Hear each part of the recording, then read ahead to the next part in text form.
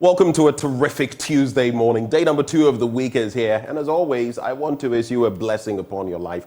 Whatever you put your hands to today, whatever you try out, may God bless it, may it flourish. But of course, we hope it's going to be something positive. And that's what we represent, positivity. And of course, if you see us spewing negativity, it is the truth, the naked truth that we must put out there. My name is Benjamin Akako. This right here is the AM show. And I'm always glad at this time of morning to usher you into our program. Good morning. Well, coming up this morning, the news, as we always do, and right after that, the news review will be joined by former president of the Ghana Journalists Association, Afeo Money. Here's our guest on that beat. That will quickly be followed by sports, after which we'll get into the big stories. And number 1 on the chopping board, we're going to be looking at the second part of Poison for Gold, Erastus Cesare Donko's documentary. Now, the second piece highlights how health officials are reporting alarming health concerns among residents in communities whose sources of water have been polluted by illegal mining. Well, we'll be getting into the details of all of that with our guests. On the second beat, we'll tell you more about the EcoBank Joy News Habitat Fair as we speak to some of our sponsors. Passing through today, Elegant Homes and Global Lighting. Oh, and finally, how can we do the show without this? We'd love you to have your say, like you usually do in the course of the news review, and the big stories. Share your thoughts with us via social media and let us know what's on your mind. If we activate the phone lines, be sure to give us a call. On that note, let's settle for the news up next.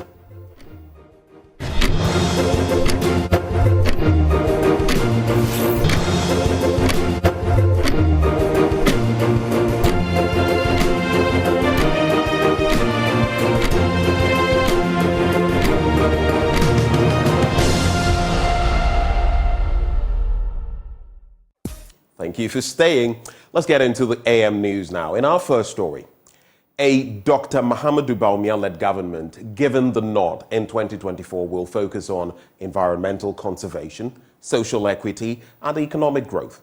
Now, speaking at a workshop organized by the University of Cape Coast to mark 10 years of the Center for Coastal Management on Monday, Dr. Bawumia said illegal mining, outlawed fishing activities, and other activities detrimental to the environment will be addressed to provide sustainable jobs. There's more in this report. Vice President Dr. Mahamudu Bawumia stressed that climate change is a critical global challenge, and it's positive to see that it is receiving attention on the global agenda, including Ghana. Climate change has the potential to affect countries around the world, regardless of their level of development, and its impact can be severe in terms of extreme weather events, rising sea levels, food security, and more. Promising to prioritize climate change in its political manifesto, Vice President Mahamudu Bawumia indicated this can be a significant step in recognizing the importance of climate action and sustainability. It is possible. Let us leave a legacy of a thriving, sustainable, and vibrant blue economy for generations to come. For all these reasons, the MPP manifesto and my leadership will have a strong, inclusive blue economy component, because I believe in the great potential that an inclusive, sustainable blue economy can contribute significantly to the creation of jobs, food security. The Pro-Vice Chancellor of the University of Cape Coast, Prof Arhin, emphasized the significance of climate change during the workshop and advocated for immediate collaboration between the government and academia to address this pressing issue. The blue economy in Africa and Ghana is fraught with both challenges and opportunities. One of the most pressing threats is overfishing, which depletes our fishing stocks, damages the marine ecosystem, and jeopardizes the livelihood of countless coastal communities. Climate change and plastic pollution are exacerbating these problems, with rising sea temperatures and ocean acidification causing immeasurable harm to the marine life. These threats are interconnected and require comprehensive action to mitigate. This highlights the recognition of climate change as a critical concern that requires a multifaceted approach involving both academic research and government policy. The policy interventions of digitalization and the distribution of premixed fuel and denying licenses to foreign vessels are measures aimed at protecting coastal communities and their livelihoods in the context of fisheries and marine resource management. These policies can have a significant impact on the sustainability of fisheries and the well-being of coastal population. Latif Idris, Joy News, Accra. Now, state prosecutors are urging the jury in the Major Adams Mahama murder case to return a verdict of guilt against each of the 14 accused persons charged with murder, conspiracy to commit crime, and abetment of crime. They say the actions by each of the 14 persons showed clearly that they intended to kill him. Richard Kwejunako was in court and came through with this report. The cases for the prosecution and the defense have been closed already, and today was their final addresses before the court. State prosecutors led by Chief State Attorney Evelyn Kelson first addressed the court. To buttress her point, a video of the incident that led to the death of Major Mahama was shown in court. She proceeded to identify some of the accused persons in the video, while other accused persons, she says, testified to indicate the involvement of other accused persons. According to the prosecution, the act that took place shows clearly that the accused intended to cause the death of Major Mahama, i.e. hitting him with blocks, stones and anything inside she says was intended to kill him, and these acts contributed to killing him.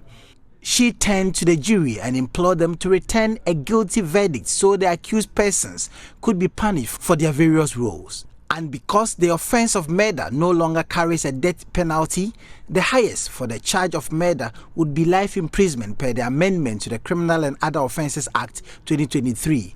Evelyn Kelson explained that per the amendment, there is no requirement of unanimity in the verdict of the jury, but the majority verdict will suffice. The defense will take their turn to address the court, and that will be on the 13th of October, the next agenda date. After the addresses of the lawyers for the accused, the jury will indicate their verdict. Reporting from the court complex, my name is Richard Kwejunako for Joy News. Now, the Director General of the Ghana Education Service, Dr. Eric Nkansa, has indicated that the USAID Ghana Strengthening Accountability in Ghana's Educational System, that is SAGES, will improve learning outcomes at the basic level. Dr. Nkansa believes Ghana has made significant strides to improve access to quality education and accountability from the lower level to the upper level, and any project that would enhance accountability was a step in the right direction. The Cooperative Assistance and Relief Everywhere and its partners, Africa's Community Development Alliance, Crown Agents, Ghana National Education Campaign Coalition, and the School for Life are implementing the 5-year 50 million cooperative agreement with the Ghana Mission of United States Agency for International Development to assist the Ministry of Education and its allied agencies to strengthen accountability at the basic level. The objective is to strengthen accountability mechanisms in the education sector. Speaking at the regional launch in Tamale, the Director General of the Ghana Education Service, Dr. Eric Nkansa, in a speech read on his behalf, said for GS, any offer that would help enhance accountability is welcome. The education accountability framework. As you are all aware, basic education is key as it forms the foundation that our children will build on. And so for us in GS, such a project that will ensure accountability to improve learning outcomes is a very welcoming one.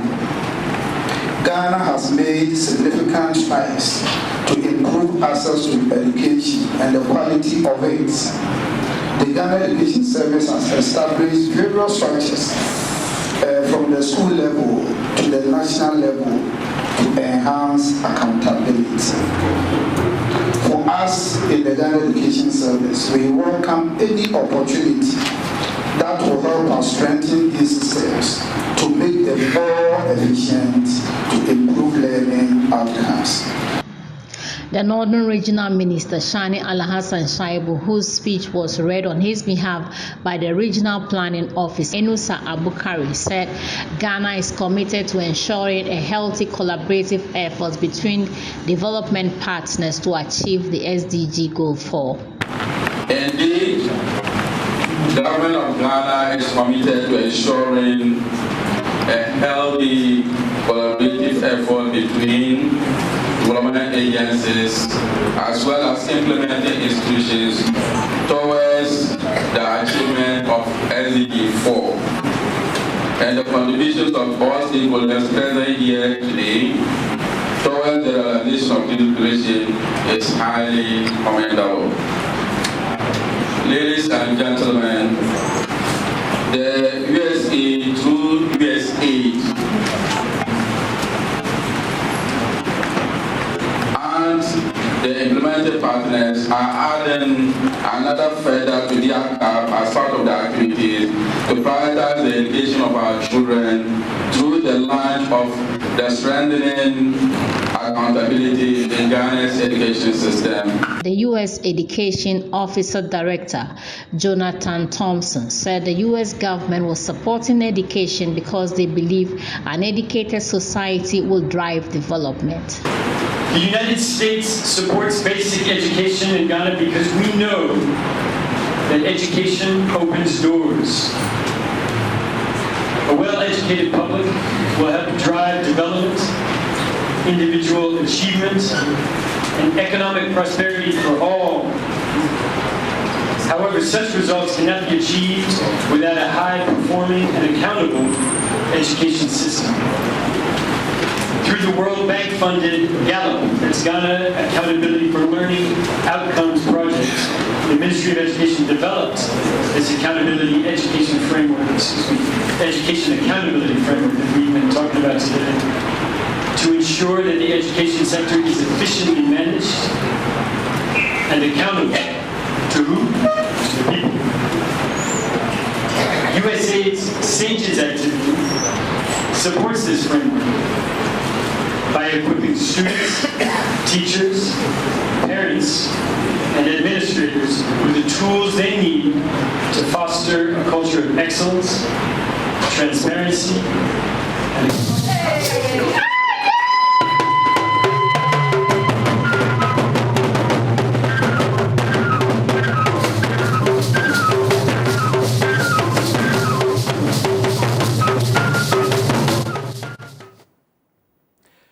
It's been almost 2 years since 18-year-old Akufo-Addo set foot in the classroom. A severe pain in his waist is impeding his mobility. This is because his 2 hips are wearing out as a result of sickle cell. Godfred currently moves about, bended over his knees at 90 degrees.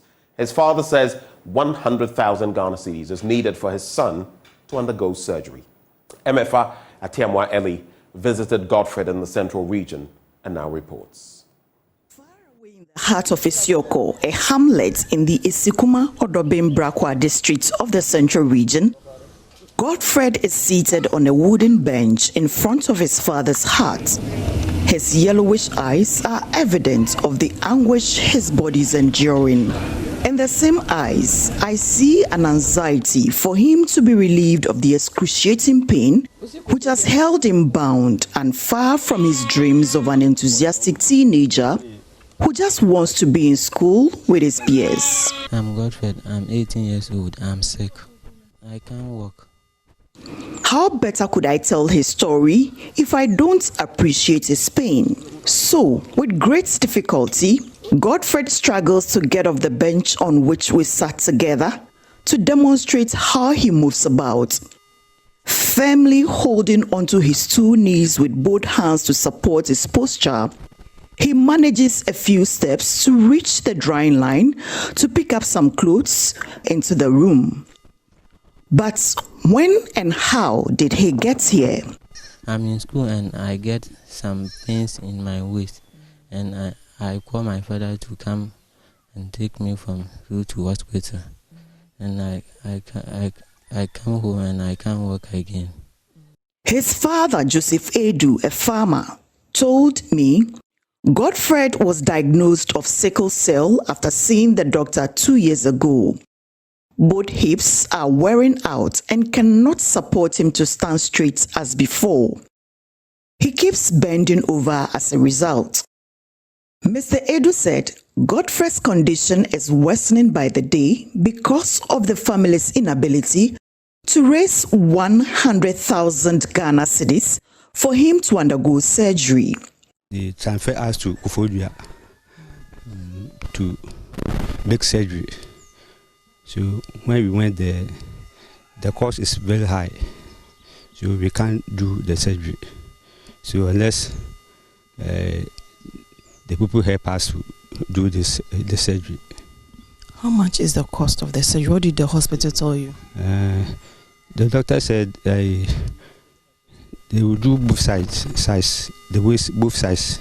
So one side is 500 million.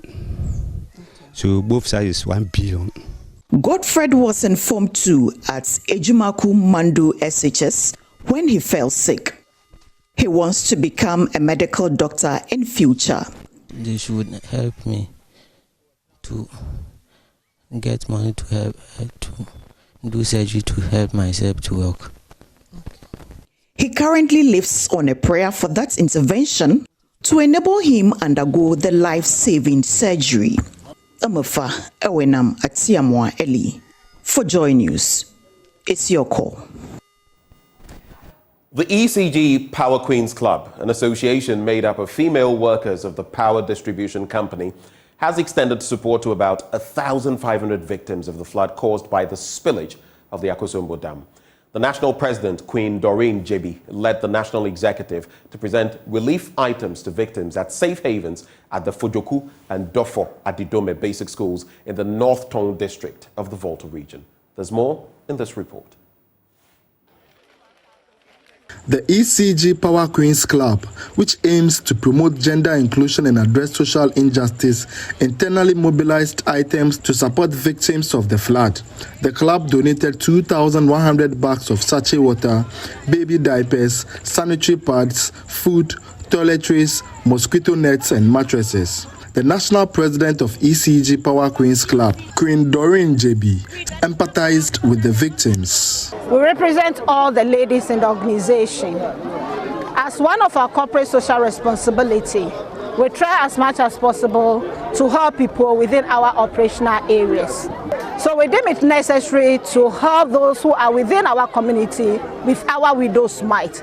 So our journey here today from the operational areas, especially Accra, Tema, and Ho, we are here to empathize with our brothers and sisters here in Fujoku and then Dofo Adidome with few items. We cannot do much, but we can share our love with the token that we have presented, because we also know and believe that this could happen to anybody. So this is just our widow's mite to our brothers and sisters who have been affected by the spillage. The North Tone District Chief Executive, Osborne Fenu, thanked the club for the show of generosity towards the victims. We are very grateful to them for this kind gesture they have extended to us.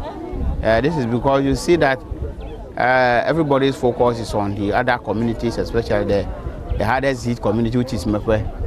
And the rest of the camp seems to have been forgotten in the minds of many other people.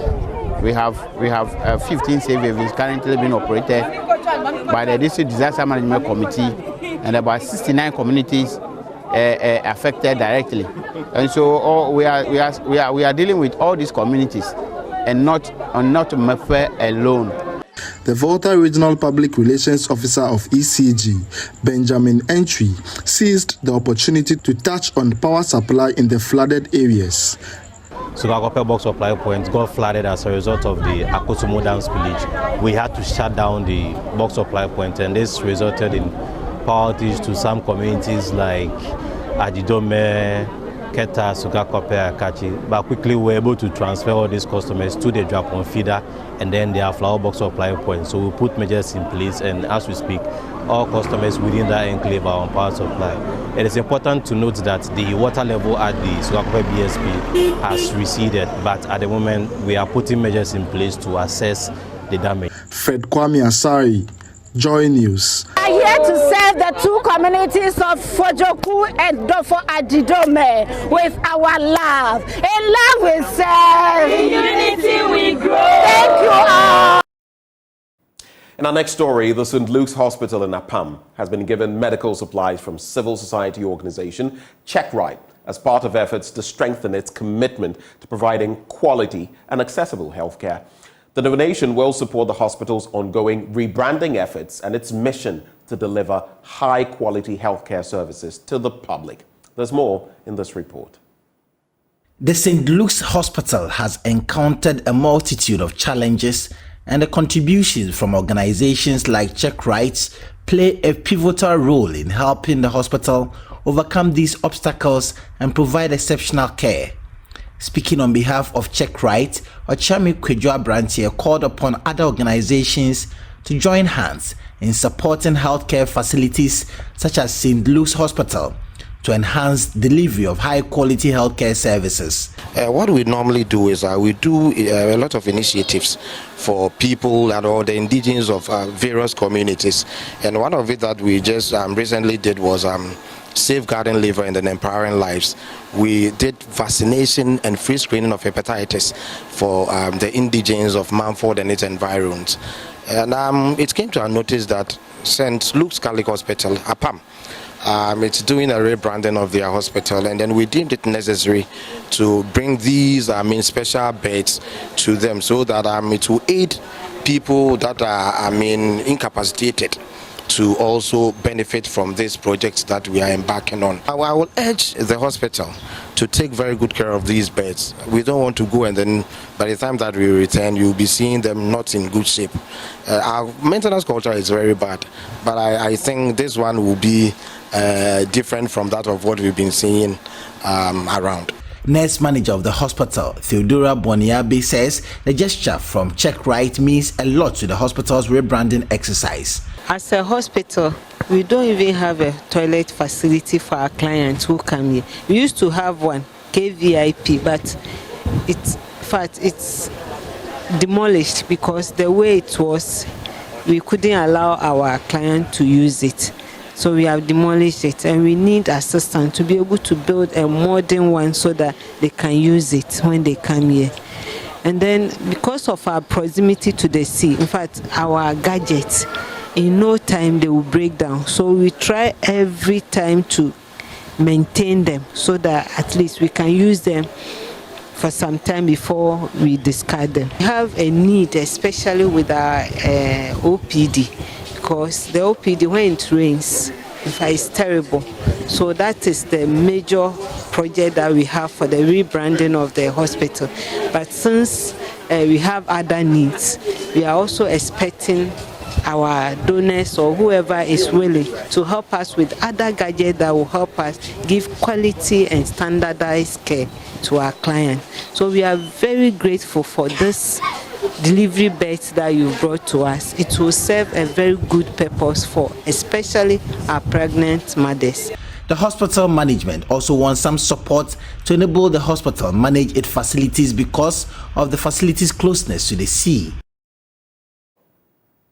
And it's on that note of health that we cap off the show. But stay with us. Up next, the news review. I'll be joined by former president of the Ghana Journalists Association in the person of Afeo Money. Stay.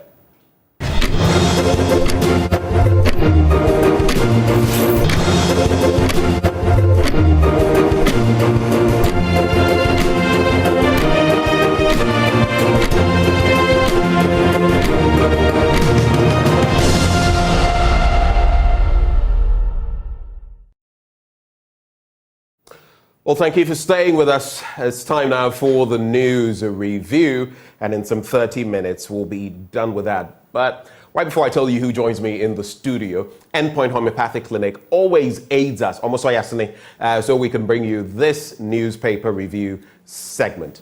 And here's what they're offering you. If you're out there, they've been gracious enough, benevolent enough to say, come and let us screen you for your prostate if you're a man, and for your fertility issues if you're a woman. All you have to do is make tracks to any of their branches. Now, here in Accra, you can locate them at Spintex, opposite the Shell signboard. In Kumasi, Kronum Abwehia, behind the Angel Educational Complex. In Takra, the Anaji Estates. In Tema, Community 22. In Techiman, Hanswa, and the Siama and Zima. Their call lines 0244 867 068 or 0274 234 321. Endpoint Homeopathic Clinic, the end to chronic disease. But that brings us to the start of the news review. I am pleased once more to be joined by former president of the Ghana Journalists Association in the person of, well, you know him, Afil Moni. Good morning. Good morning. Thank you for coming, sir. It's a pleasure. Any topical issues that have occurred that you would like to get into? We'll definitely talk about the MPP and its flag bearer now, but any other topical matters that you'd like to bring to the fore before we kickstart?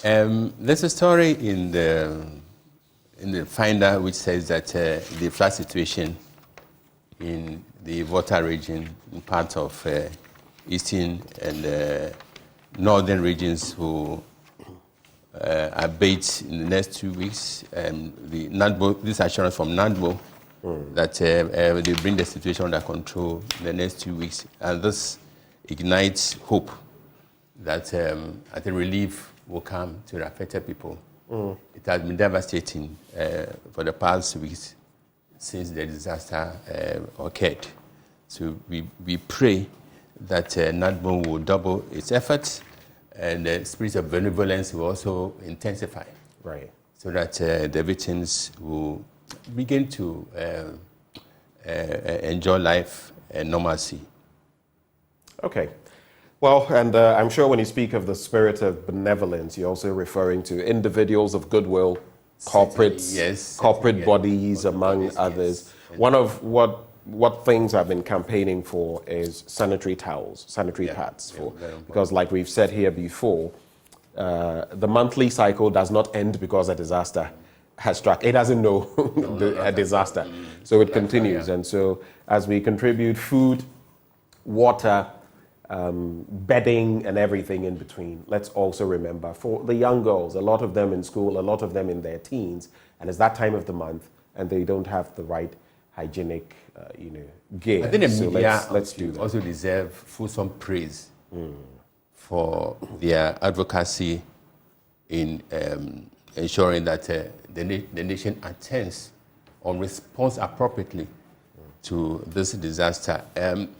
This has been an example, a classic example of solutions-oriented journalism. So I use a platform to commend most highly the media houses, especially your outlets, CTFM, Aduma FM, and a host of others.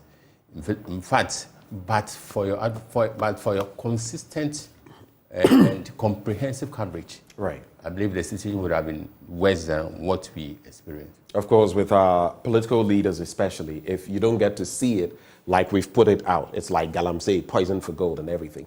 Once it's not out there like that, they also pretend to be working. They pretend to be doing something. But when it's exposed, then at least some action is brought. Politicians always need prodding. Anyway, so let's get into the papers now. I have the Ghanaian Times and Economy Times. What do you have this morning? Daily Guide and the Finder. It's a lean paper morning. Yes, I think that we could say we were on a diet. The issues are not lean. The issues are not lean. That's true.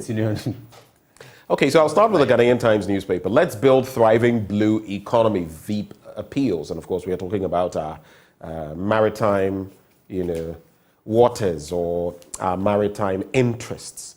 An exclusive interview on MPP presidential primaries. Vice President Dr. Bawumia's election expected. That's according to Alan Chamating. I'll get into that. Provisional voters registration exhibition ends today nationwide. National Security Health Minister summoned before Parliament Thursday. And you know exactly why. Then there's residents of 4 communities in Tamale protest bad roads, and Oli break stubborn in Swatreman. So Accra Great Olympics overcame a stubborn and Swatreman side to emerge 2-1 victors in their Bet Power Ghana Premier League match day 9 encounter at the Accra Sports Stadium yesterday. Oli always reminds me. Oli is my local team. Oli Nkonson. International Bassa. Oli Rosalinda. The goals were just sumptuous. 2 classes goals. Oli, some rebuilding in there. But Oli has faded, pal, because I remember back in the day. Yes. Oli Nkonson. He won the league unbeaten in the 70s. And they just let Hearts of Oak, come in. As far as Accra is concerned. Protocol are struggling, and your Man U. Yes, we also. The issues are myriad. They are many.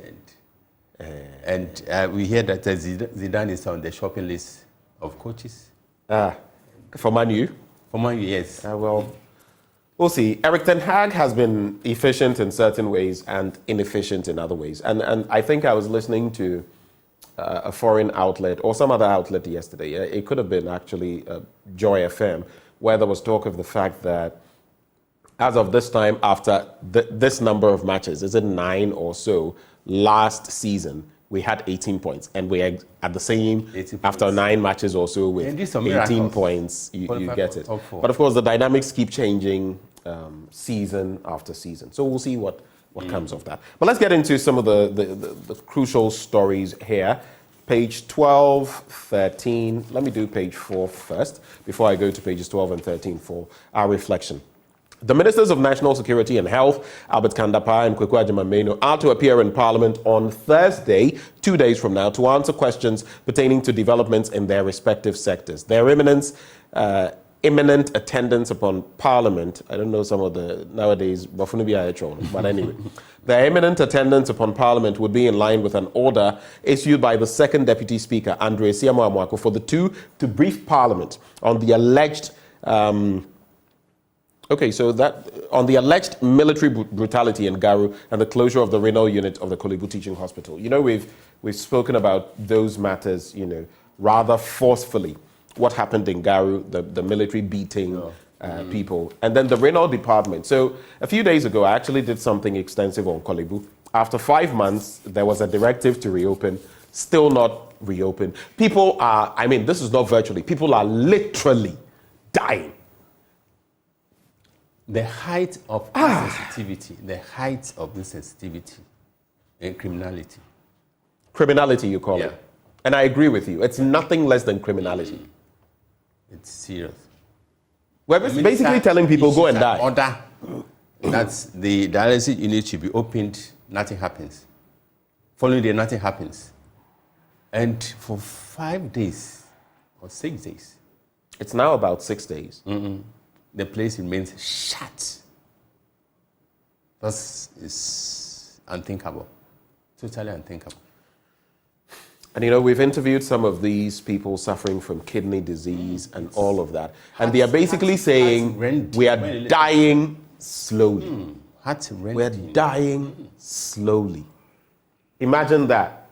Sometimes you see it, but feel for the other person. If you were the one in that situation, how would you feel? If it were your relative, your mother, father, grandmother, grandfather, child, spouse, how would you feel? It's like a death sentence. Exactly, yes. Death sentence. Death sentence is not only heart-rending, but also so wrenching. Serious. Well, we'll keep talking. Last Friday, I committed my entire blunt thoughts to talking about Kolebu, the road problem leading there, the renal department, faulty equipment, and still, I don't know, the CEO of Kolebu should also, take up some of these matters. Though some of them lie in the bosom of Kwesi Amwakwata, the roads minister, others lie in the bosom of the health minister. But Kolebu itself too must be, because we can't keep up like this. Let's Build Thriving Blue Economy VP appeals, and the Vice President Alhaj, Dr. Mahamudu Bawumia, has stressed the need for the present generation to leave behind a legacy of a thriving, sustainable, and vibrant blue economy for generations to come. According to him, developing and sustaining a blue economy was not just an economic importance, but also a moral imperative as well. But I can also throw it back to you, Mr. Vice President, in other areas. You're talking about our water resources. What legacy is your administration, of which you are VEEP, leaving, for example, in terms of Galamsey and its pollution of our water bodies? He's promised to prioritize the blue economy. Promised. When or if? Promised. Yeah, when or if he becomes. I have gone long past the point of taking the promises of any politician, no matter where they are coming from, NDC, MPP, PPP, or the P's, independent, seriously in Ghana. The industry none of them, the political industry thrives. Neither one of them has proven to be people of what's the integrity who stick to their promise. None of them. Not one. I mean, some may do more than others, so you would always have some sort of standards, but not one of them. I take this with, they say, the expression is what? A grain of salt or a pinch of salt. I'm taking it with 1,000,000 pinches of salt. And unsurprisingly, confidence in politicians is on the wane, and our challenges on the rise. You should have listened yesterday when, on the back of the presidential primary, we went to the University of Ghana. You should listen to what these young minds, and I salute you, Mame Kunedu, if you're watching this morning. I think I don't know whether she's in the school of law there, but she spoke eloquently. She's a thinker, and that's one to look at. There was this other gentleman, I've forgotten his name. I mean, they think through issues, and that's what university education, by the way, should do for a person. You shouldn't be half-baked. You should come out with a very holistic manner of thinking. You should be able to think through issues and address them. You should be rational. Sure. And they were thinking through the issues and mentioning, points by point.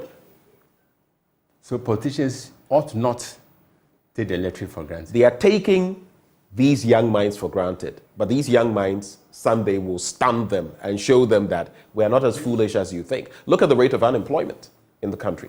So for people like that, when they are done with school, where are they going? Unless you're connected to someone who is connected to someone who knows someone at the top, where are you going? Where? I'll wrap up with this one and then you can come through. There was a story on Gaza, I may add that. Vice President Dr. Bawumia's election expected. The founder of the Movement for Change and an independent presidential candidate for the 2024 general election, Mr. Alan Chamating, shared his views on the just ended NPP presidential primaries. That saw the election of Vice President Dr. Mahamudu Bawumia emerge the new presidential candidate for the ruling NPP. The Q&A session, exclusively with the Ghanaian Times, saw the former Trade and Industry Minister sharing his views on the just-ended primaries, particularly, okay, so let me just cut to it, because this is a lot of verbiage without the meat of the matter. So he says, the selection of Alhaj Bawumia is not a surprise to any political watcher. It is the widely anticipated outcome, and therefore it is no news. I have been saying all along that the electoral process had been skewed in a particular direction. That is what we saw on Saturday. Then he said, the question is posed, what about the margin of victory? Surely 60% is a clear indicator. It was actually 61.47%.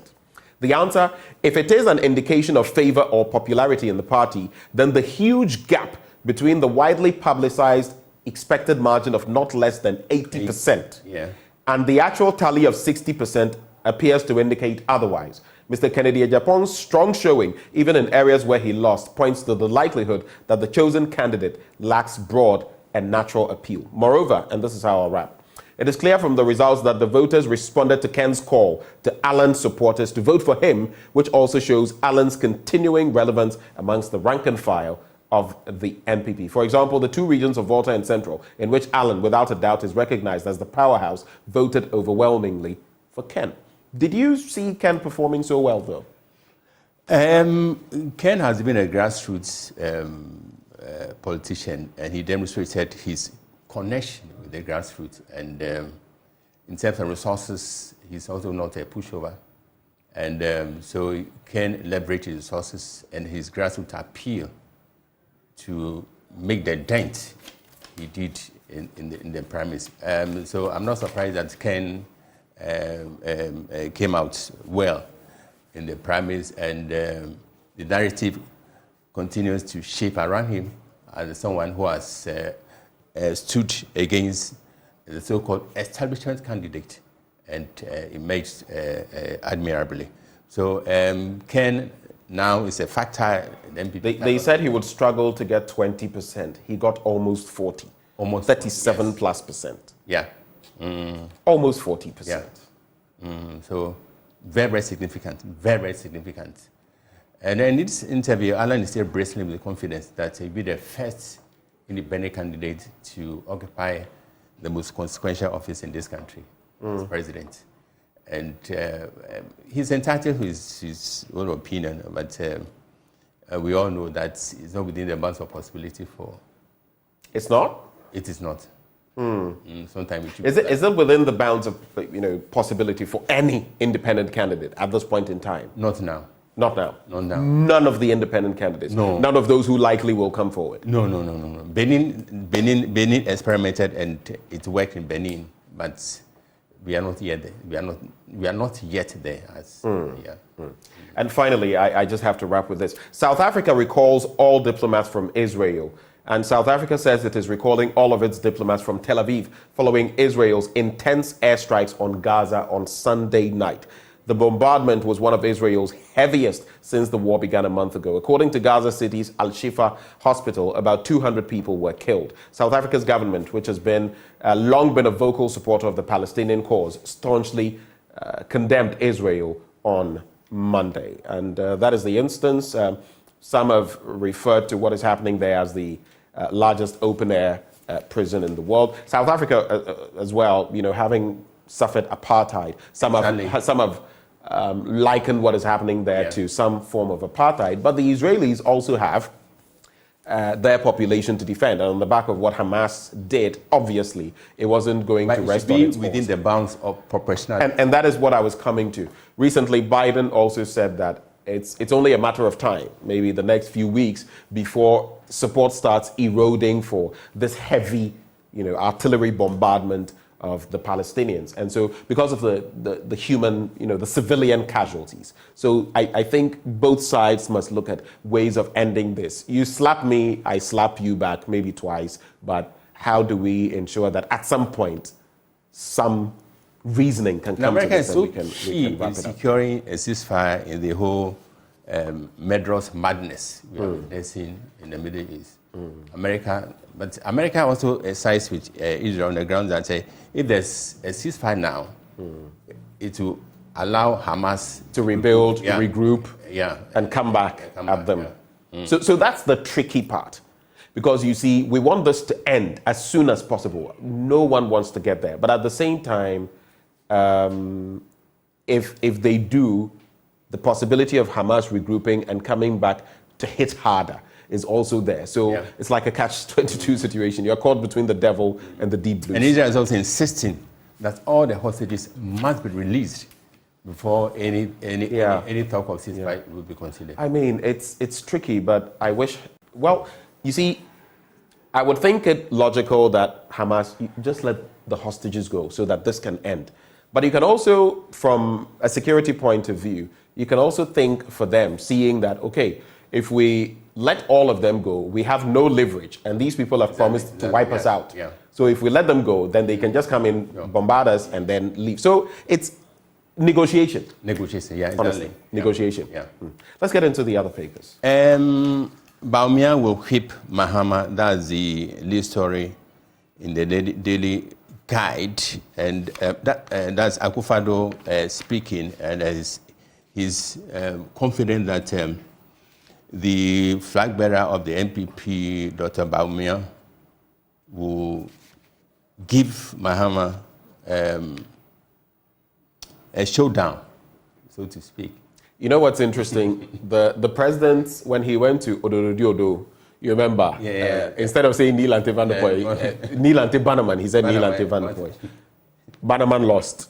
He went to Asin North, did the same thing for the candidate. The candidate lost. I don't know about this one, but let's see whether the president will be much better of a predictor this time. And it's interesting to see how the two sort it out in 2024. And Bawumia is being touted as consigning to the dustbin of history the so-called arcanistic image of the NPP. And he's also the first northerner to lead the party, and also a Muslim. But I'll be hesitant that to advise that they should use that as a weapon or as a campaign tool, right, to enhance the fortunes of Dr. Bawumia, because we should leave out religion in this whole campaign. Allow the two to compete on their competence. And many of those who see Dr. Bawumia as being held hostage by his inflated rhetoric and contemptuous ridicule of Mr. Bawumia as incompetent. And he was touted as an economic messiah, but the state of our economy, the bitingly bitter cost of living crisis. When you say, they'll tell you, oh, it would never have happened if it hadn't been for COVID and the Russo-Ukrainian war. Again, whenever I buy stuff, I look at the number of taxes on there. This country, we pray.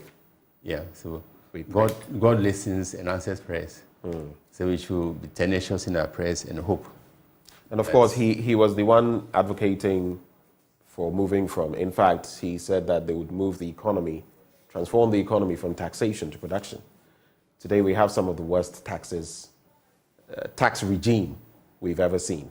The explanation would be that the conditions dictated. How well? That certain, and the World Bank too was also IMF. The World Bank, IMF, when we're spending, did we know we were digging a hole for ourselves? And overspending is another issue. That's why I think, regardless of where you're from on the political spectrum, you should choose your words carefully when you try to tease and, just watch it, because someday... It is a huge lesson. It's a huge lesson, because what you say will come back to haunt you. And we pray that... but you can trust the electoral machinery of the MPP to deliver when least expected. Yeah. And interestingly, two parties are equally matched in terms of popularity and support base. In every election, they garner 40%. So let's see what happens to the 20% in the middle. 20%. But I hear the 20% is widening.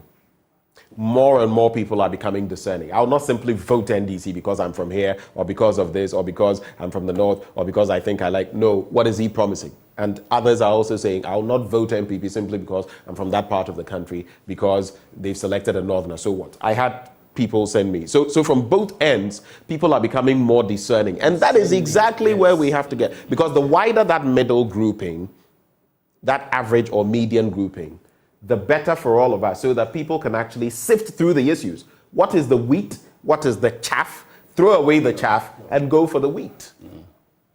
So I expect the media to employ the strategy of sorting. Sorting, we bring out the strengths and weaknesses of the candidates for the people to make informed choices at the polls. Because democracy goes beyond performative act of voting in every 4 years. Right. So we need to purify democracy, and this can happen when we educate our people to make the right choices. And the Finder lists with YEA making 16,000 jobs available, and creation of jobs should be at the center, should be at the front burner of every regime. And the YEA, we are told, is making strides in job creation.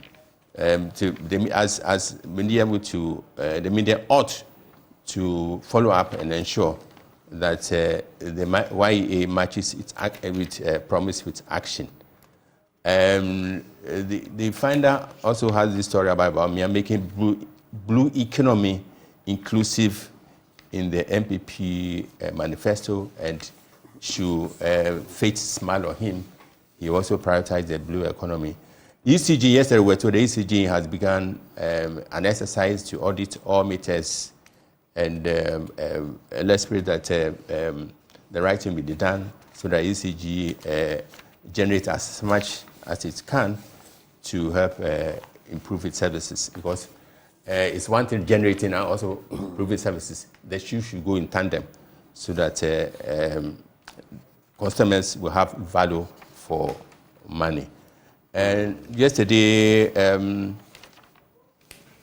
we also have a story on the front page quoting the First Lady of the Republic, Mrs. Rebecca Akufo, the story on page 8 of the Finder. And the story says, the First Lady, Mrs. Rebecca Akufo, has called for increased support for science, technology, engineering, and mathematics STEM education for girls. She said that during her visit to the African Science Academy, a girls-only STEM-focused academic institution in Tema. Her visit was marked with several activities, including a tour of the academy's facilities, demonstration of students' projects in robotics, and interactions with the First Lady. I think this is a good move. The Education Minister should be credited with sharpening his focus in this area. STEM also holds a key to bringing about a revolution in our educational system. So we calling for more STEM initiatives so that as many of our young boys and girls you exhibit innovative spark so that our economy grows in all dimensions. And we also have a story in the Finder which says NPA to begin bitumen regulation in January 2024.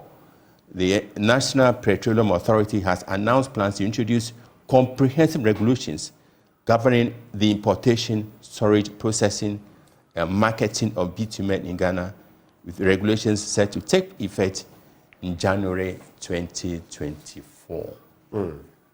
Well, when you go to myjoyonline.com, there's this story. KPMG predicts doubling of Ghana's growth rate in 2024. But quickly to wrap with Economy Times, that newspaper, avoid wood fuel to protect health and save the environment. That's according to the NPA. Ghana's fiscal position worsened in 2022. That's according to an ISSA report. And promptly set up local credit rating agency, KPMG, to government. I don't know whether that will be the solution, though, because in the end, there are some recognized global outfits like the Fitch, like the Standard & Poor's, that businesses or people willing to invest their money would want to look at, not necessarily your foundling or fledgling credit rating agency. It's good to start it, but whether it will come with that clout that will convince, creditors, that's another matter altogether. 2024 budget to focus on jobs, economy, expansion amidst tax review calls by businesses. In fact, there's this story where, in fact, there have been those calls. And then reduce prices to make life bearable for consumers. That's the Trade Minister, Mr. Kwabena Tahir Hammond, popularly known as KT Hammond, the Minister of Trade and Industry, has implored members of the Chamber of Commerce and Industry and other business owners to reduce their prices and help make life a little bearable for the consumer. He said this was for the sake. Of their corporate social responsibility to their consumers in the country. But Mr. KT Hammond, if you are struggling to break even, if the cost of production, the cost of importing the materials, raw or otherwise, is that high, you expect them to reduce their prices. How are they going to do it? Which businessman gets into business to incur losses? I'm sorry, sir. Final words? It's a good thing to reduce the prices, but is it possible for them to reduce it? Look at the tax regime. Look at the cost of everything. Look at the dollar rate. The dollar is past 12 again. The pound is almost 15. And you're saying reduce it. Is it magic? Do they wave a wand and reduce it? And there's an element to who take advantage of there are system to make inordinate profit. So maybe this appeal goes to them too. Well. Yeah. You remember when KT Hammond said there are a lot of young people bearded coconut heads. So maybe, who knows, maybe I'm just a coconut head. Anyway, this is how we cap off the news review. Right before we get into sports, this segment always brought to you by Endpoint Homeopathic Clinic. They're offering free services to males and females. Prostate screening if you're a man, fertility screening if you're a woman. Just reach out to them at any of their branches. Here in Accra, at Spintex opposite the Shell signboard. Kumasi Kronum Abwehia behind the Angel Educational Complex. Takrade, Anaji State, that's where you can locate them. Tema, they are in Community 22. There's the Chiman Hanswa and the Esiama and Zema branch as well. Call them on 0244 867 068 or 0274 234 321. Endpoint Homeopathic Clinic, the end to chronic disease. Sports is up next on the AM show, followed by our big stories. Do stay.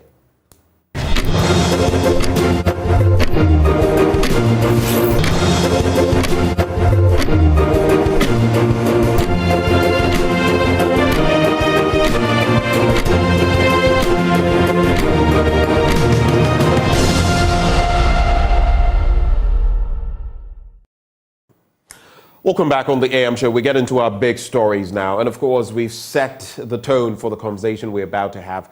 Poison for Gold, the second part of it, aired yesterday. Today, we continue our conversation on Erastus Asaridonko's Poison for Gold documentary. Now, the second piece highlights how health officials are reporting alarming health concerns among residents in communities whose sources of water have been polluted by illegal mining. Now, tests conducted by health officials have revealed levels of heavy metals in the rivers and water bodies, casting a shadow of uncertainty over the fate of these affected communities. We'd hear from some stakeholders on the show. Joining us for a conversation, Professor Emmanuel Arhin. He's an applied geologist at Dean School of Geoscience at the UENR. And there's also Daryl Bosu, Deputy National Director of Arosha, Ghana. Gentlemen, a very good morning to you. Thank you for joining the conversation. Yeah, thank you. Is that Prof? Yes, this is Professor Arhin, yeah. Okay, Daryl, are you with me? Good morning, Benjamin. I can hear you. Great. And Good. thanks for having us. Yeah. It's a pleasure to have both of you. So here we are. Of course, in recent times, we've heard a number of things said about the blue economy and everything in between. The Vice President. We'll eventually get there. But I'll start with your view on this second part of Poisoned for Gold that we've seen. And here's where maybe we have to situate it forcefully. When Erastus became Journalist of the Year and came into this studio, he said that for 9 years he had been pursuing stories on the back of Galamsey. And for him, the grim aspect of it was that practically nothing had been done from the powers that be. From this angle, how did you appreciate this second leg of the documentary? I'll start with you, Prof. Well, thank you very much, and greetings to your honorable viewers and listeners. What Erastus is saying, looking at what is pertaining in the environment, I think everybody will agree with Erastus, because if out of all the work that he has done, if we have paid particular attention to them, we would have seen differences when he started and where he has gotten to now. So I will concur with Erastus' statement that nothing so far had been done. Is that a reflection, basically, of where we are? In fact, things have deteriorated even further. What does that mean for you, Prof? Well, what it meant is that there is a looming danger for everybody in this particular country called Ghana, because our land has been polluted so much that you cannot trust anything that you eat, you cannot trust anything that you drink. And remember, what you eat what you drink make you whom you are. And if you are taking in something that you don't have confidence in, out of ignorance, we eat what we eat. So there is a looming danger for the country called Ghana. Let me come to Daryl Bosu. How did you appreciate the second leg of this documentary, Daryl? Yes, thank you, Benjamin. And I think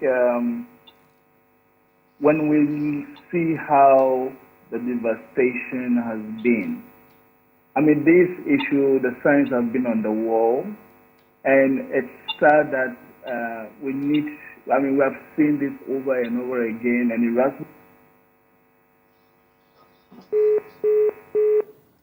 We appear to have lost Daryl Bosu, and we'll try to work the connection to get him back on the line with us. It's all about the second installment of Poisoned for Gold, put together by our very own Erastus Asaridonko, giving a second layer of just how much we're killing ourselves. You know, water bodies across the country are being tested, and the levels of mercury, arsenic, among others, in them are simply incredibly troubling. But guess what?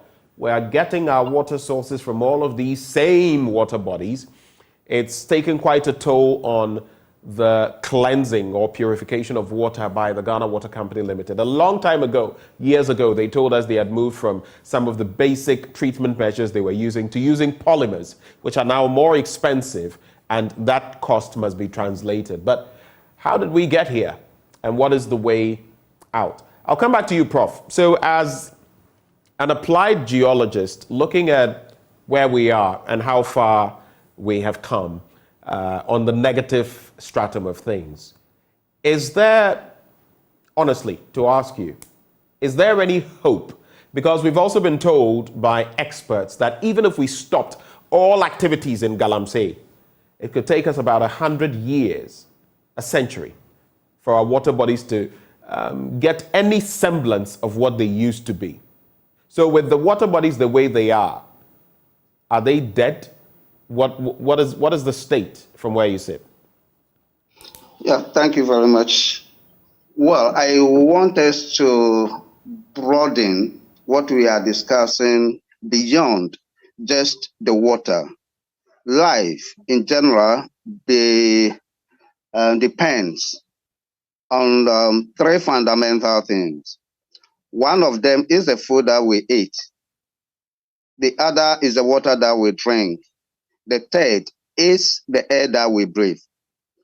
All these things have been imparted upon based on the activities that we do. But the question that you ask, whether there is hope for us, in life, if you realize you are making mistakes and you identify that mistake, that is the first solution to what would have happened to you addressing it. So, with Erastus' documentary that had opened our eyes on what is happening, particularly with our water, and then with the food that we eat, I think there will still be a hope, because we'll be able to identify the hotspots of where these problems are coming.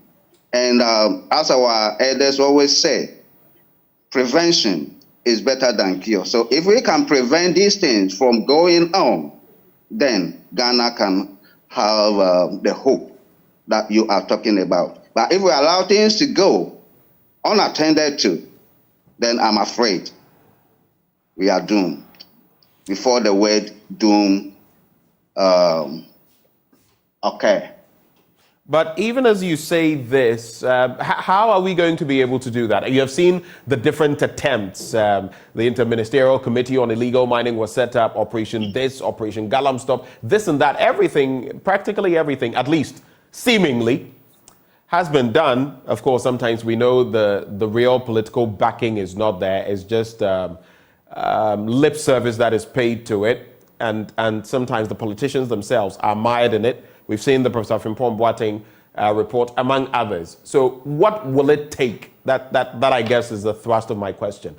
What will it take to start dealing with Galamsey? Well, very good question. If you are sick, you go to the hospital. You don't go and see the mechanic. This problem falls in the purview of the geoscientists. They understand the earth. They know where the minerals are. So if people are doing something irresponsible, those are the people that must be contacted first. It is not an issue of using bow and arrow to stop what is going on. The people in the field who are devastating our land and causing serious chemical contamination that nobody will be able to run from requires the expertise of geoscientists to analyze the situation. What is missing in these people that are doing this? Can we guide them to do the right thing? Remember, last year I made a presentation on my inaugural, the green gold transition, and I prescribed a number of ways that we'll be able to use to stop the menace that is going on in this mineral industry. But as we speak, nobody had even contacted me as to how we'll be able to address this canker. So, and why do you think that is? Why do you think that is? Why do you think that is? After all this work and everything, no one even bothers to get in touch with you. Why do you think that is? Is it because of the lack of will? Well, I can't say it's a lack of will, but I don't actually know what the problems of Ghanaians are. When you have a problem and somebody bring to your doorstep ways to address that problem, and then you don't bother to find out whether those solutions prescribed will work for us, I really don't understand. The goodwill that you're talking about, well, maybe something more than goodwill.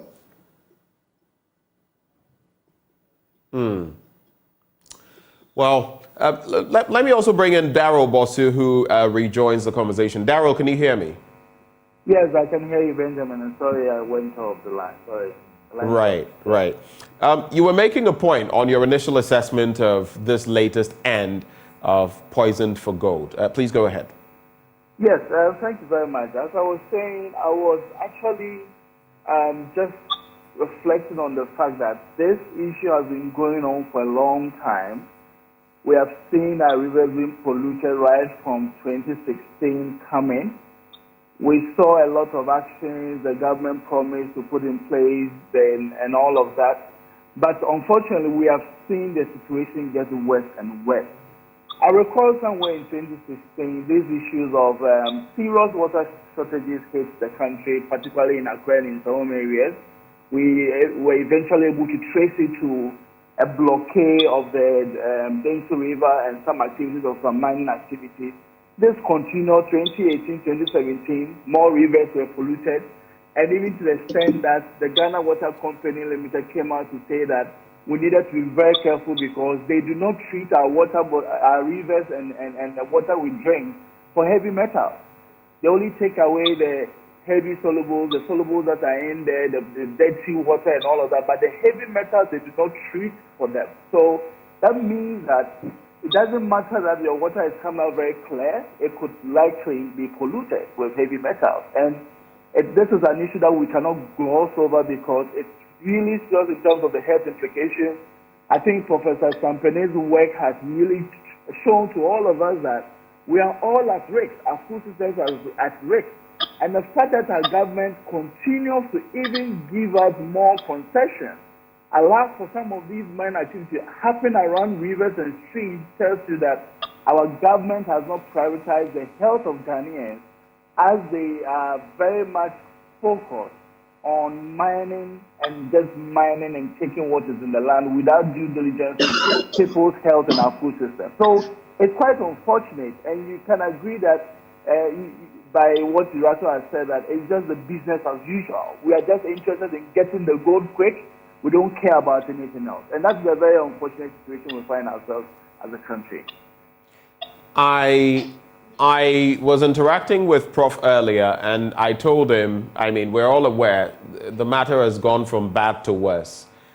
But the point is, do you foresee in the near future that it's possible to even reverse this trend? And what would it take?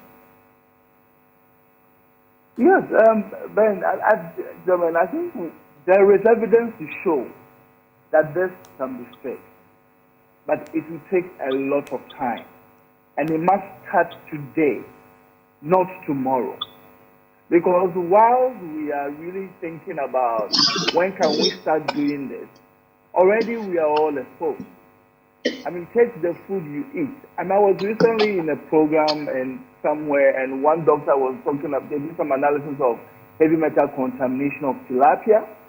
And all Ghanaians like tilapia. I mean, whether he likes or not, most people really like tilapia, and it's one particular fish species that is really susceptible to heavy metal contamination.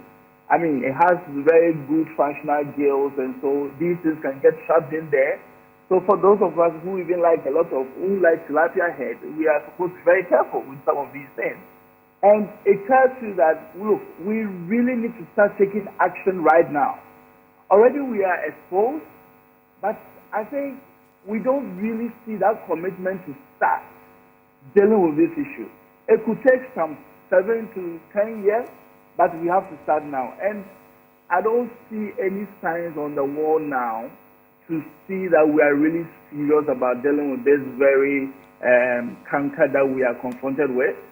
Government is rather borrowing more and more money to rather, they're talking to the banks to help them with financing more illegal mining activities around rivers and streams. They are now creating mining hubs for people, areas with freshwater bodies like the Amanzule in the western region, clean fresh water for the people. It's all being targeted. So it looks like there's more focus and attention on getting to the goal quickly more and more than really prioritizing the safeguards that the people who live on the surface of the land can also benefit from. And unfortunately, I wish that we could start an action now, but I don't see any commitment of this government to that effect. They are rather spending more effort inviting more miners into this country. It's just inviting, and that's where I don't really, I would say I don't have hope if we continue like this. Coming back to you, Prof, Darryl, hold for me a bit. In terms of the leadership standpoint, from everything we've heard over the last, let's say, 10 years, what more do you think can be done? You mentioned, for example, the work you've done, it's been set aside. Professor Frimpong Boateng talks about the reports he's put there. In fact, the Attorney General, whoever put the report together, because we are told it wasn't the Attorney General himself, but the report stated that it was empty. The report on his report stated it was empty. If we have all of this happening, then you ask yourself, from the leadership perspective, do we need a new thinking leadership, or must we do things in a different way to compel leadership to act? Because in the end, leadership may get what they want from governance, but how about the ordinary people? Like Darryl mentioned, we all eat the tilapia and the rest. What is happening to us? The consequences will be borne by us, by our children, by generations to come. So where do you see us going on that front? Thank you again for this particular question. Where do we go from here? What should the leadership do? Mining, as we know, started centuries ago. We never had issues serious with our environment until recently. So what I want to suggest probably to the leadership of the country is that we need to go back and look into the basic laws that allow people to get into mining. What I know is that Where we having these problems from generally are from the small scale and then artisanal mining site. They are mining irresponsibly. Our law indicated that 25 acres of land should be given to Ghanaians to mine, and here they are supposed to use the local implements, pickaxes, sawzall, and shovels. And this 25-acre plot of land must be mined for about 5 years, depending on the capacity. The law did not indicate that people should use heavy moving equipment. We still give 25-acre plot of land to people, and then they use heavy moving equipment, meaning that the impact on the land will be big. The question I want to ask, have we reviewed the law? So, sending military people to the field to get these people out, I think is not the way to go. However, we need to start from the legal perspective. If we know that people are no longer going to use pickers, shovels to do this mining, which impact will be minimal, and they are going to use heavy moving equipment, then that law must be reviewed. And if heavy moving equipment are to be used, then we need to be very stringent on the environmental impact assessment that they do.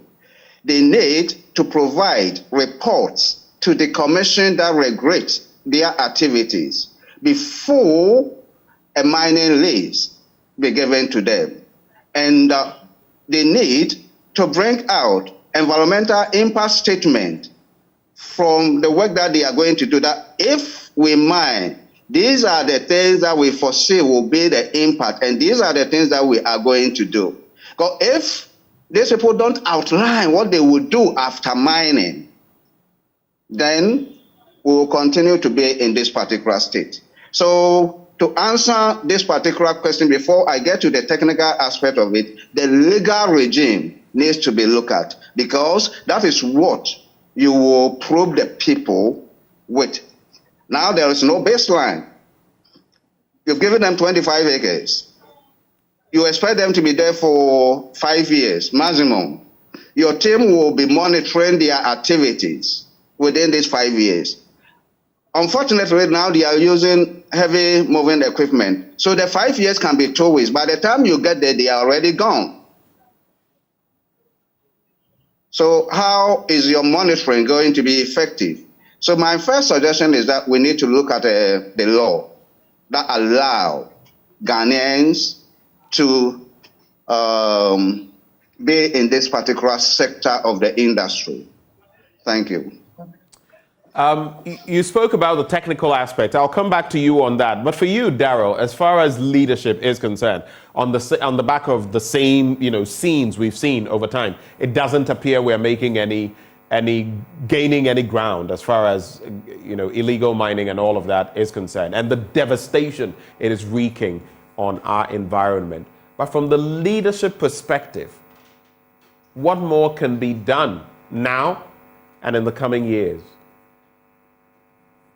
Well, thanks a lot. I think there has been calls on government for a long time to really, like Prof said, relook at the small-scale mining regime. Just to add to what Prof said, one thing that is missing in this sector is the fact that whereas we are asking the large-scale mining companies, and because of the extent of devastation they create, to pay for the pollution they cause, the small-scale mining sector is not compelled by law to do that. And that needs to change.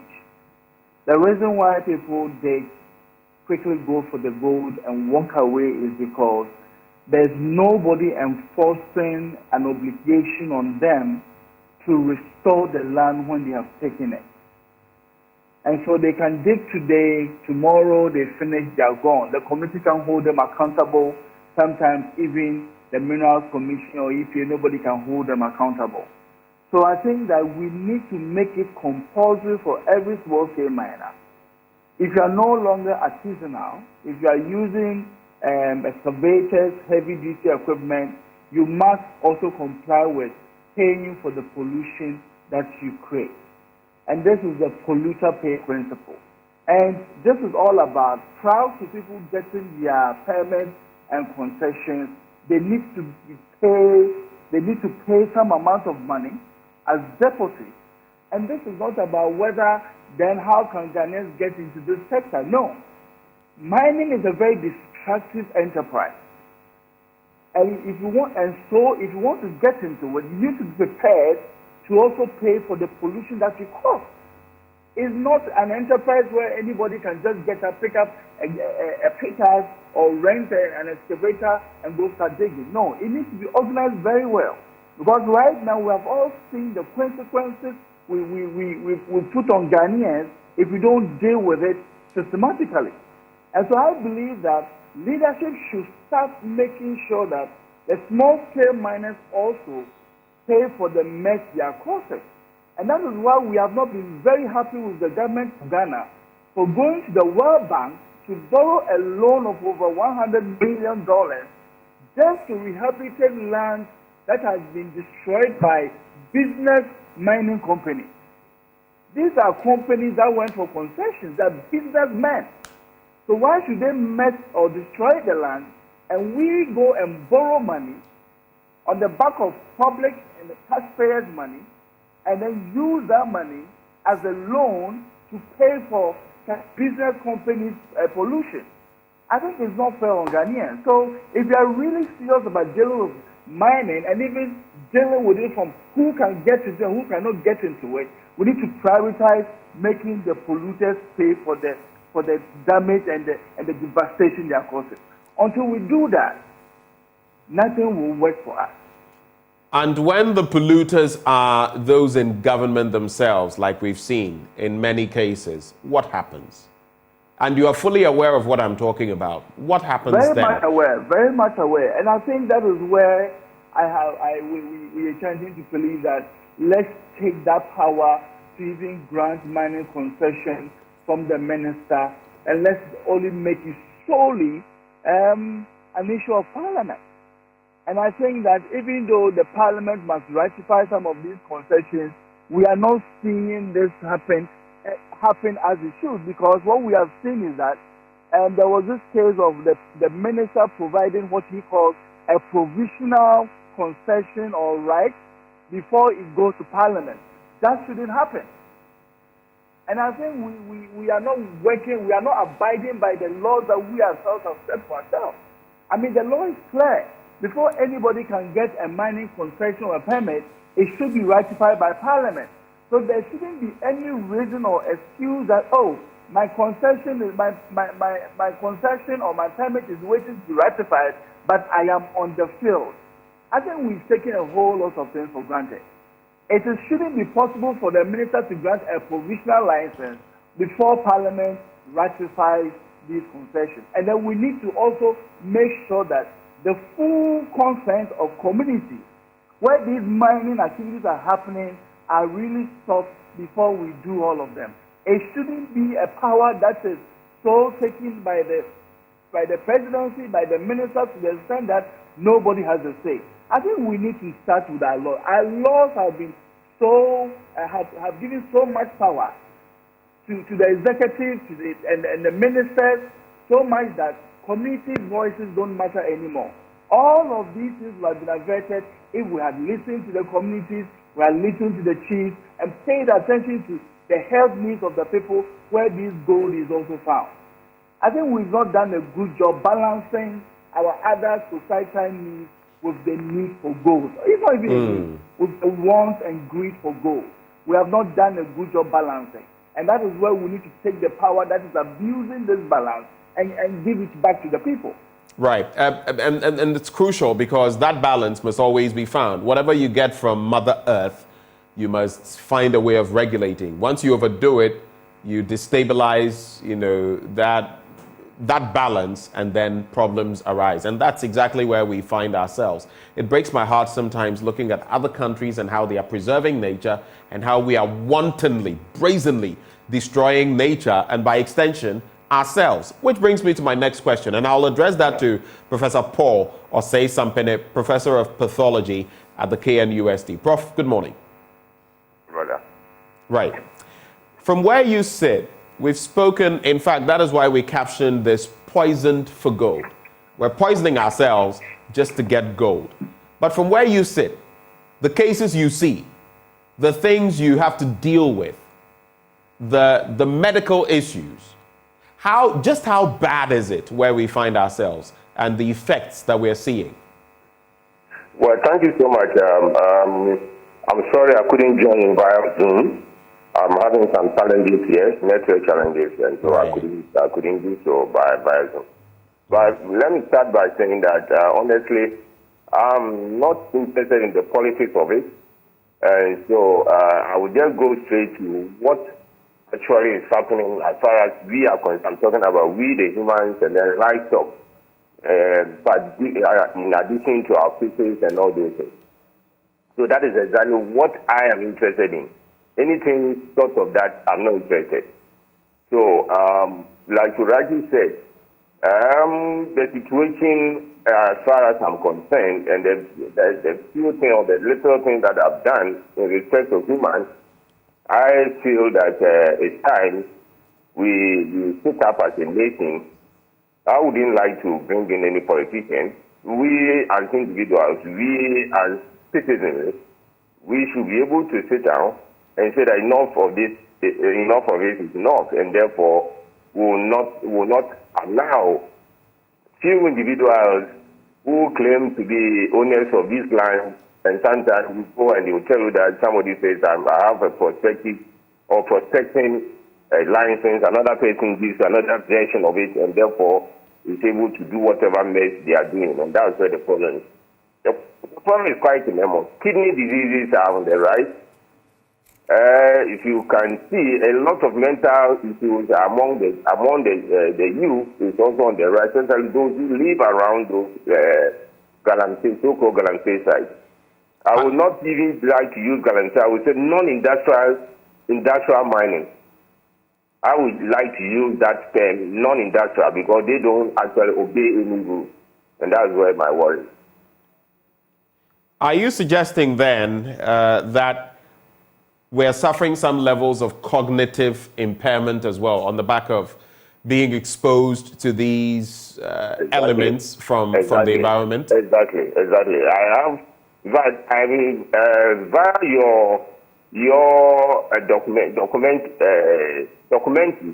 I think you saw, I think Saridonko made clear that there are 3 boys in Bekwai, as we speak, the Ashanti region, who as a result of continuous inhalation of mercury, trying to extract gold with mercury, the vapor that he has inhaled has left this boy with cognitive impairment. Now this boy cannot write. He cannot eat all by himself. He cannot eat. He needs to be fed.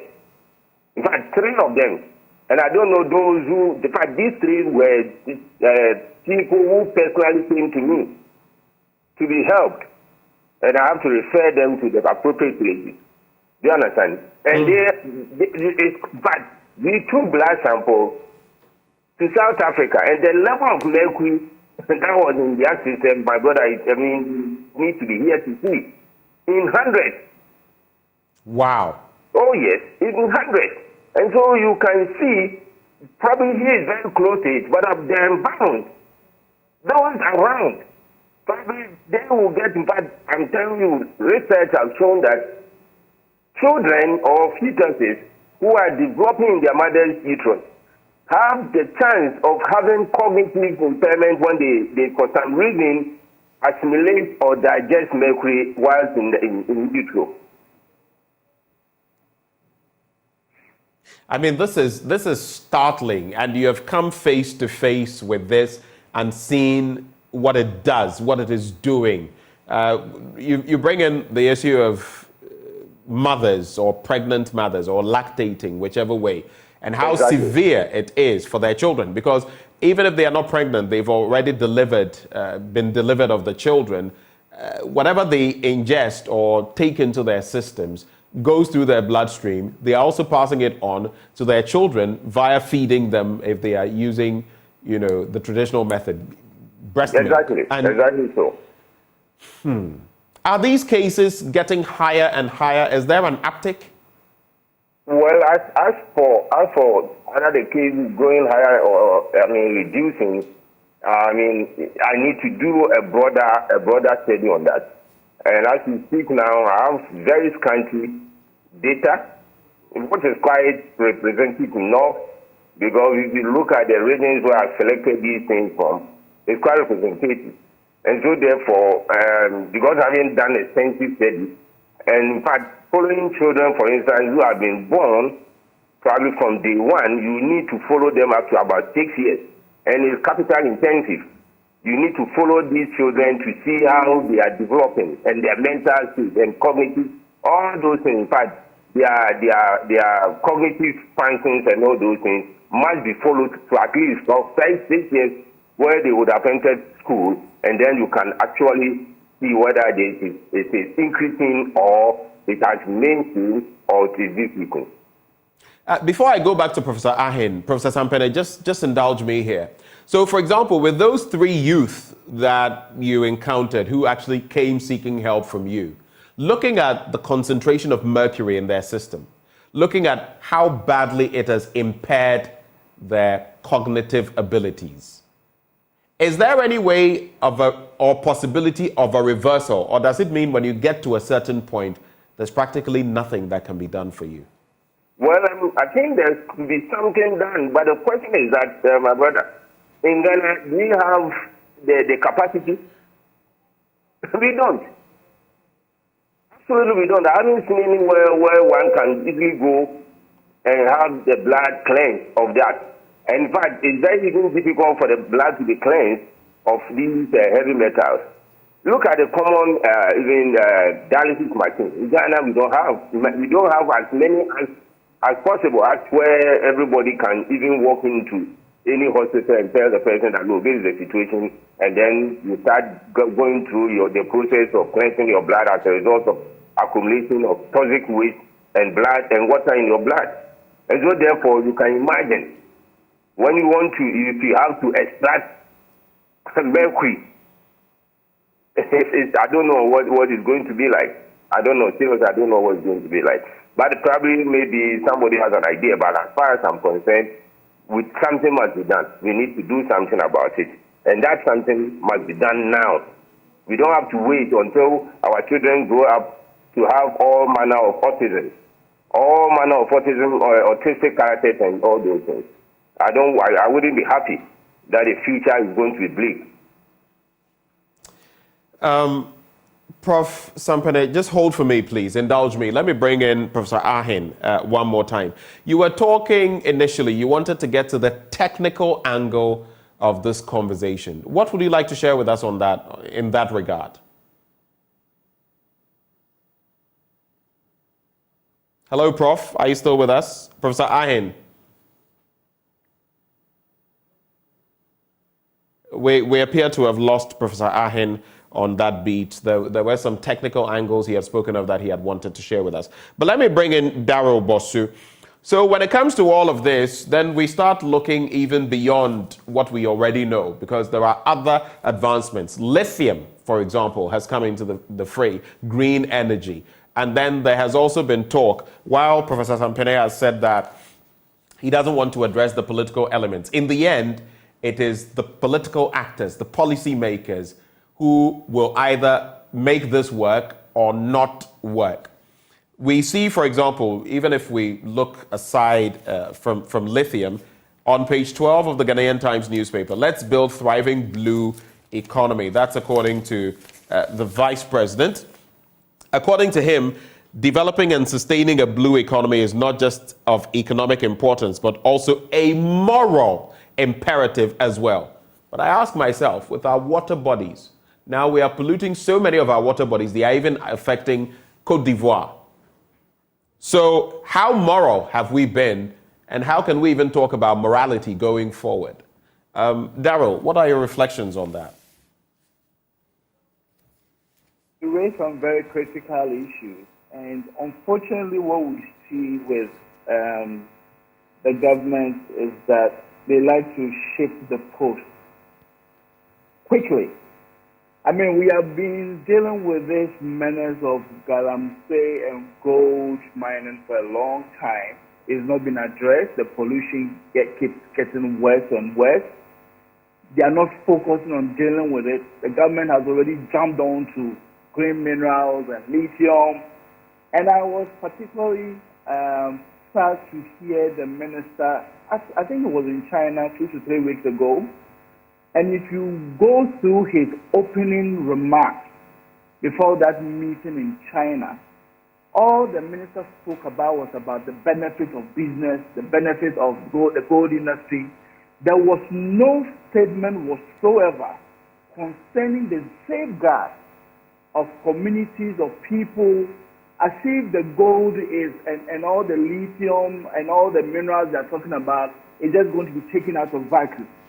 And this is where I see that the minister and the government have no good intention when it comes to taking our minerals and dealing with it. So now to hear the minister talk about blue economy, I always say that yes, they just like to add their voice to the fray in terms of the populist issue that is out there for discussion. The global community is talking about the blue economy. We are talking about green economy. We are talking about green minerals, transition minerals. So they are just adding their voice to it. But a key aspect of this whole discussion, and that is where the issue of the morality and all of that comes in, is how just is this quest for green minerals, this quest for whatever we want to do. How just is the process? You can have all the gold, you can sign all the concessions and the permits. If the process by which you come by those concessions and the processes by which you give companies permits to go into community lands and mine, sometimes destroying the farms and also the surface rights of other people, if it is not just, then we shouldn't even be talking about the issue of morality there. I mean, it just may be a term that they put in their write-up to make it look really good, but really, we have not seen the government demonstrate that they really care about those aspects of our life. All they care about so far is the gold and the minerals, the lithium. I mean, it's sad. And for me, I mean, these statements is just talk. They just speak nicely, flowery talk, but no true commitment on the ground. So you usually will take it for a pinch of salt. And until we, the citizens ourselves, start really demanding serious commitment from these people, they'll keep taking us for a ride, unfortunately. We can also talk about fisheries, and he says, in spite of the enormous benefit from our ocean, there is huge degradation occurring in our coastal landscape. And he says some of them are man-made factors and others from a number of other factors in there. We've also seen a depletion of our fish stock. For example, some fish species are gradually getting lost. The fish catch is going down. Of course, there's the bit of overfishing, but there's also the impact of illegal mining on our fish stock. Already, I don't know, but you buy fish, you see how expensive it has been. Fish that would have cost maybe 7 cedis just how many months ago or how many years ago now will cost you about 20 to 25 cedis. So this is impacting every aspect of our national life, and somehow it's not getting checked. I don't know at what point. And this is what brings me to my next question before I bring in Professor Sampene. These misleaders, as I tend to call them, are creating a problem for all of us.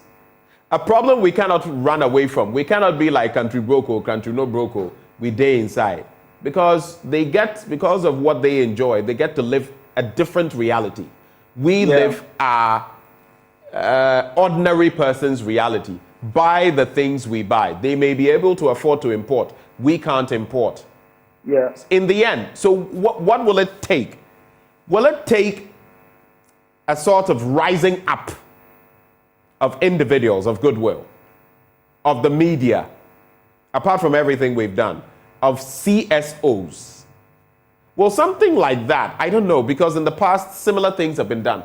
What can we do at that level to bring about change, to as it were, force the hand of those who matter in this discussion?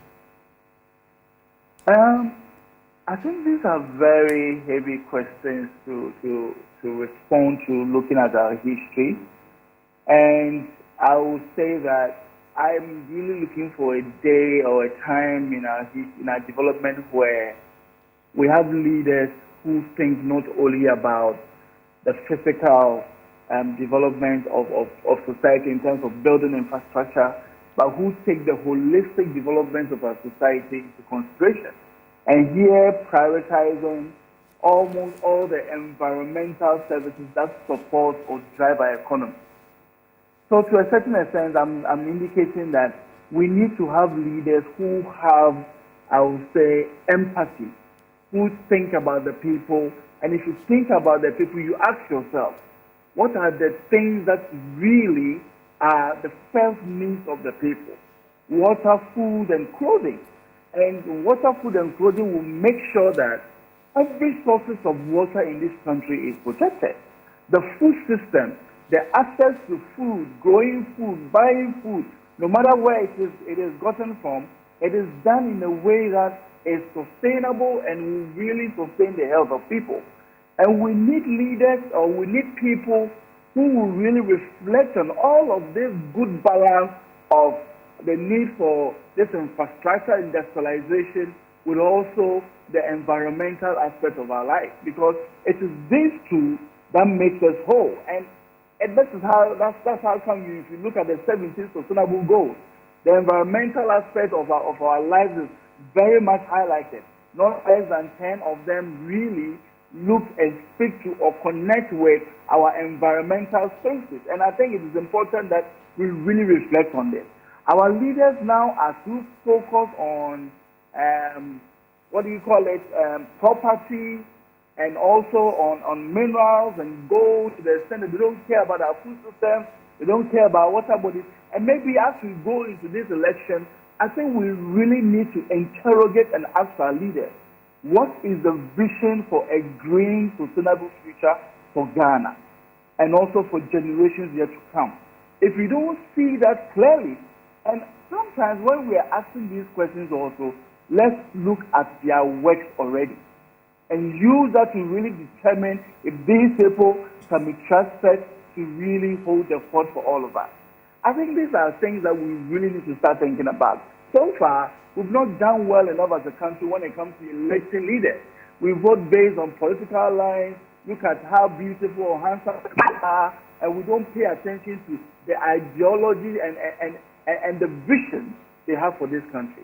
I think we've tried over a century of mining gold and all of that. Maybe let's look at other development pathways. Let's follow countries like Costa Rica. They decided, look, the mining is not helping us, it's destroying the livelihood of millions and millions of people, not just benefiting just 3 million as they say mining is benefiting, but millions and millions more of Ghanaians' lives are at risk. So let's look at really a development pathway that brings and allows people to develop everything else they have, to develop the tourism, to develop our water services, develop our water sports and everything. All our rivers in this country, it's just a nice way if you fly over Ghana right now. So, I mean, you wouldn't see true leaders really sit down for this to happen. We need to bring about a change. And I think in electing who becomes our leaders, we should let these things also inform some of the decisions that we make. And it will require a lot of education for this to happen. And I think that you can also help with this process. Hold for me. We'll be concluding in a bit, and I'll bring in Professor Sampene shortly. But just a few messages we've received. Joshua Chagweda says, civil unrest doesn't work because the hardcore leaders of a demonstration get bribed. Some Aluta leaders get bribed with houses in Europe, so they don't sustain the demonstrations. Right.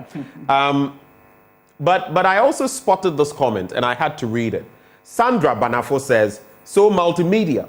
Are you people not ashamed? You have been showing videos of illegal mining for so long now, and you want people to tell us, and you people want to tell us that Erastus, who conducts these investigations, isn't interested in finding out the people who own these concessions so that he can publish their names to name and shame with proof, evidence. Other than that, these videos you are always showing are useless. You only enjoy showing these videos. That is poor journalism. Sit up. Thank you, Sandra, for that comment. But let me school you. I've noticed your trend of, and sometimes people think we don't pay attention. Sandra Banafo, you send in messages and they are always skewed in a certain direction. If you support this administration and what is going on, no problem. But can you be, I'm trying not to use a word that you might find abrasive. Can you be factual, logical in your thinking? We have put here the Ashanti Regional Chairman of the MPP. We have shown how he's mired in Galamsey. We've mentioned many names in government. We've discussed here the Professor Frimpong Boateng report. Aren't you being hypocritical with this comment you are passing about journalism and naming and shaming? I mean, if you want to remain in your corner and support whatever, that is fine for you. If you think the way things are going is good for you, you eat the same food that we are eating, drink the same drink we're drinking. That's up to you. But don't, without conscience, get up and type some of these messages and put them here. Such lines of thought are part of the problem we're facing in Ghana. Professor Sampene, back to you. And I get passionate like this because sometimes this is a bit insulting when you see comments like this. It insults our intelligence, all of us, really. Prof. Exactly. So coming to you, Prof, I see you've already, you can take it from there. Such an abuse of our intelligence, as though we were fools. We didn't know what to think. Well, this has been the issue all over. In fact, I've had my fair share of what this lady just posted to you. At a point, a politician who happens to be in government, this very government, called me and told me that what I'm doing is Photoshop. And he was lambasting me, saying all manner of things. But that is life. Sometimes you do things and then out of your meager sum, out of your life, out of the risk of your life, and somebody says somewhere and try to denigrate it and try to, as it were, lower your intelligence, insult your intelligence. But that notwithstanding, let us not, worry our head over those people and go straight to what is at stake at the moment. What is at stake at the moment is probably she may be suffering from one of those cognitive problems. Do you understand? He may be suffering from one of those cognitive problems because probably he doesn't know that what he's doing has to do with cognitive, malfunction. So that is what I would say about whatever she did. As we gear up to wrap the conversation, just stay with me, Prof. We'll be done in the next few minutes. Daryl, I'd like to take your final thoughts, the way forward. What I would like to say is that I think if our government really had a conscience and was really committed and interested in the lives of Ghanaians, we need to institute a national scale, I would say, investigation and medical support to all these mining-prone communities. We need to do this. We need to get to the bottom of this. So far, it's only the works of Professor Sampene and a few others that is really highlighting the issue. But I think this issue needs to be amplified at the national level. We need to get to the communities, do large-scale, I would say, clinical analysis, assessment, checks with all the people who are there, and make sure that Ghanaians are living a good life. I think we owe it to Ghanaians in these areas because they're taking the gold and the government comes to talk about how much gold they are selling to the international markets and all of that. But what about the health of the people? I think there is no justice if we continue treating Ghanaians the way we are, by taking their gold and then leaving their water bodies polluted and their lands destroyed, and they now have to even spend money, buy sachet water before they can get water to even wash their clothing or even drink. So I think we owe it to Ghanaians to ensure that we don't let this thing fester anymore. And while doing that in the communities also, take steps to make sure that from now we stop all activities that is really putting our water bodies and food security at risk. Thank you, Daryl, for those concluding comments. Before I go to Professor Arhin, let me go to Professor Sampene for your concluding thoughts. Professor Sampene, what would be your concluding thoughts? The way forward, what do you see? What can we do? Oh, I believe that, like Daryl said, I mean, there should be a effort by all that we do the right thing by letting people understand that money is good, but money does not solve all problems. You can solve some problems, but not especially when you are sick, especially in Ghana, where you don't have what it takes to resolve some of these medical issues. So when we are getting ourselves involved in those things, we should be very careful and make sure that. Well, let me just chip in this. Recently, I chanced upon some friends who had come from China. Were coming to conduct. I think they read some of my work and they also came to Ghana to do some. These are a group of students from China. Ghanaian was the correspondent author, but we had Chinese people who have come to Ghana to come and check our water bodies and the food around certain parts of Ghana. In fact, they had ethics approval. And when they did, the sort of things they saw in our water bodies and our plants, and then the soil and the food, my brother, I'll probably send you the paper and you read. I will send you the paper that was published recently. I will send it for you to read. Please do. So, yes, it is something that is so alarming and getting worse. People, we should sit up, please. I don't want to bring any politicians. I don't want to bring in people who, for some reason, population. I don't want to bring in people who, for some reason, are doing what they want, their masters want them to do. But we, the poor ones, which of course we, the poor ones are the very ones who are suffering because we will not have the opportunity of having to buy tickets and go elsewhere to go and probably do dialysis when you need to have it done on quarterly manner. So therefore we have to sit up. We are majority, so we have to sit up and tell them that enough of that is enough. Thank you, Prof, for those thoughts. Enough indeed is enough. Let's wrap the conversation with Professor Emmanuel Arhin. Prof, you have the final take. All right.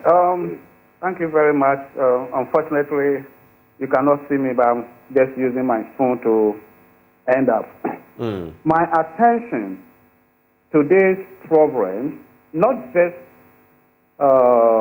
what Erastus had demonstrated, started in 2017 when said Kwame Boateng reported of renal cases in Western and Central regions.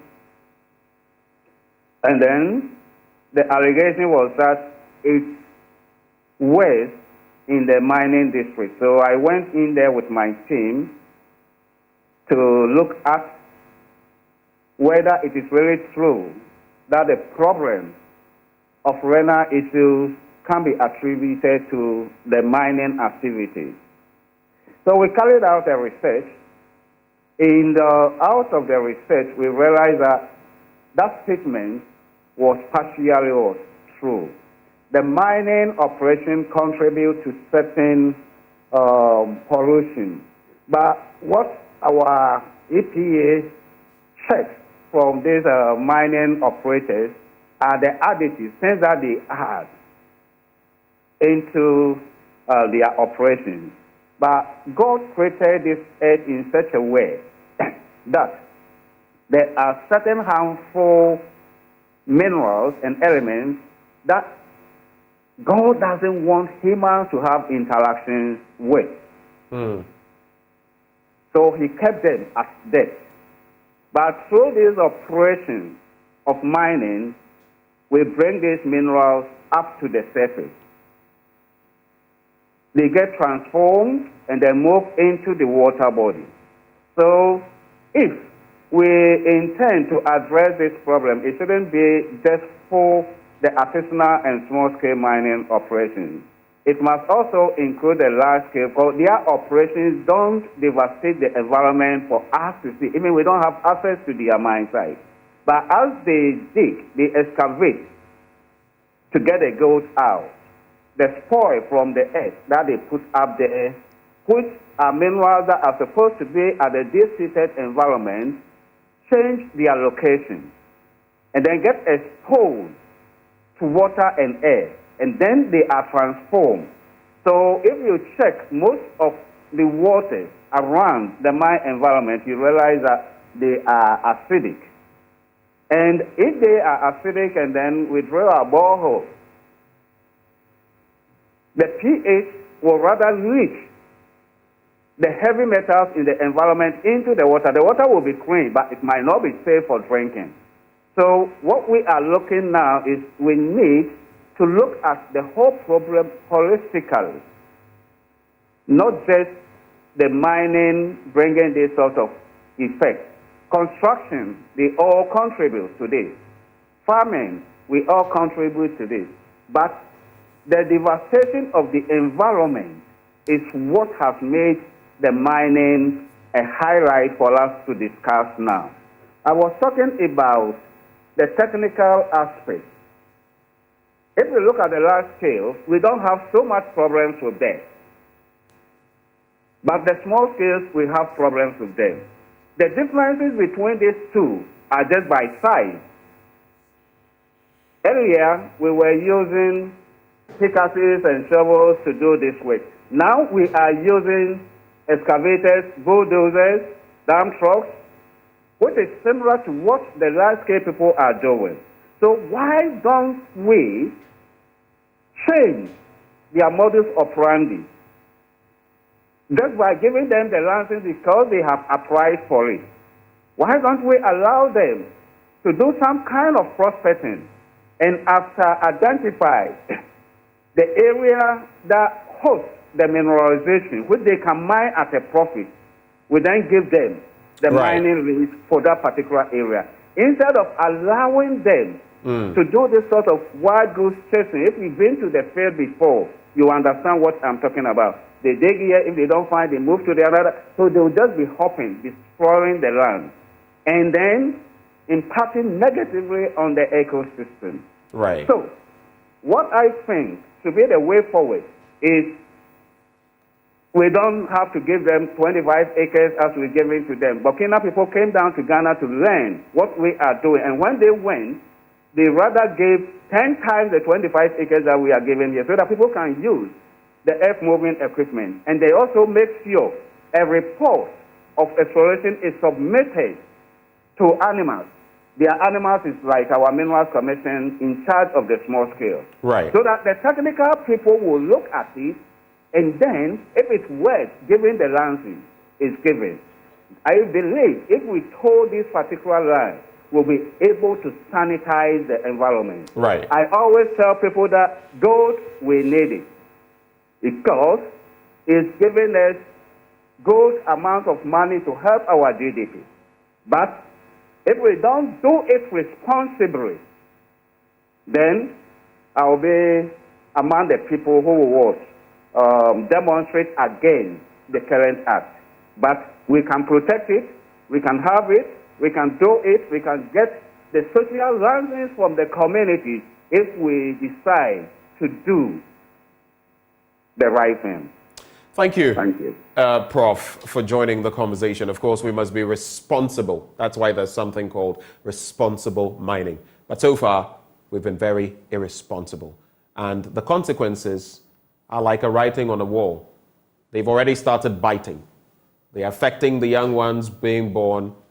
They're affecting our water sources, our land resources.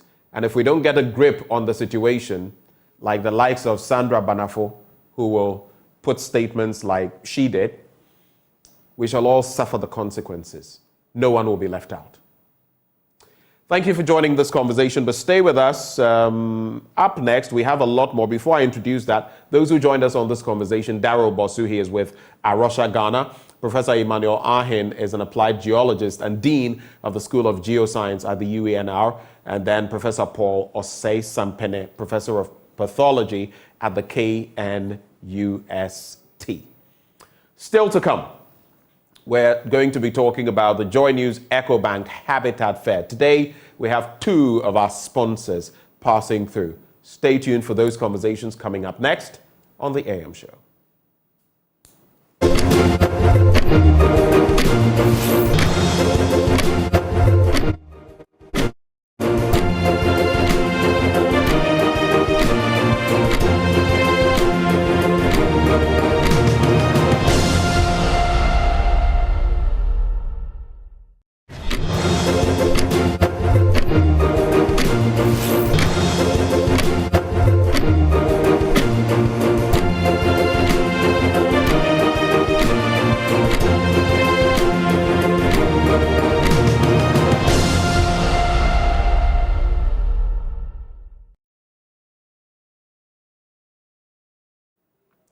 Welcome back on the AM Show. Right before we talk the EcoBank Joy News Habitat Fair, let's get a bit of an update on that situation in respect of the spillage of the Akosombo Dam, the work of the VRA NADMO, and the latest that we have to report. I'm joined by Carlos Caloni to give us the scoop on what has been happening over the last 24 hours.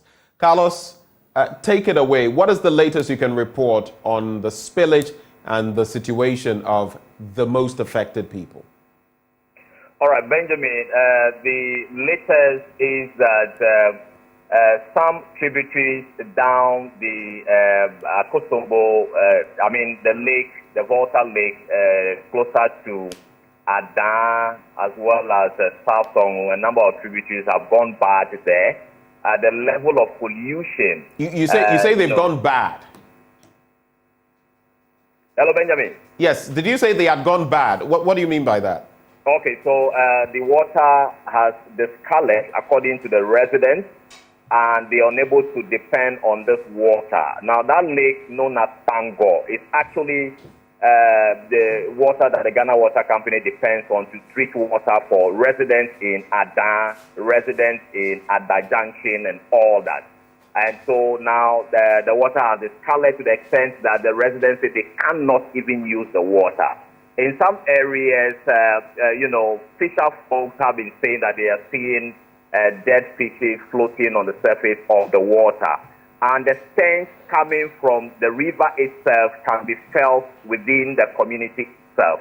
And so it's a serious situation where you cannot even see. The water has virtually gone dark. That's the word they are using, according to the residents. And this particular Ango River serves so many communities. About 30 communities. This is the same water they depend on for their domestic and other, uses. They don't have any other source of water. And as we speak, the Ghana Water Company, treatment plant there has also been shut down, which means that residents in Ada Junction and its environs do not have access to potable water. Now, those who depend on the water directly, the communities who live along this Ango River, are being forced to use this same water because they don't have any other source of water at all. And the few who can afford pure water, they are relying on those. But the majority are still depending on this heavily polluted river for their domestic use and all that. So that is the update. And we don't know what the Volta River Authority is going to do now. We don't know what the Ghana Water Company is going to do now to provide water for residents in that area called Agave Kotonu, Agave Dodoekofe, Agave Jetokoi. Those areas, they don't have water as we speak. And they are really appealing to the authorities to come to their aid. The reason why this is happening is that they were not really hit by the flood. And so more or less attention is not onto them, but they are now bearing the brunt of the pollution downstream, which means they don't have water at all to depend on, Benjamin. Well, thank you very much, Carlos Caloni, for bringing us the scoop on that. Like we know, the Akufo-Addo river has discolored to the extent that the Ghana Water Company has stopped producing water. And as a result, the Dodekope and Goto people have no pipe-borne water. Hence, they have to depend on sachet water. And this is quite a pathetic situation. Well, let's come back and veer into that exhilarating experience at the Grand Fair of the 2023 EcoBank Joy News Habitat Fair.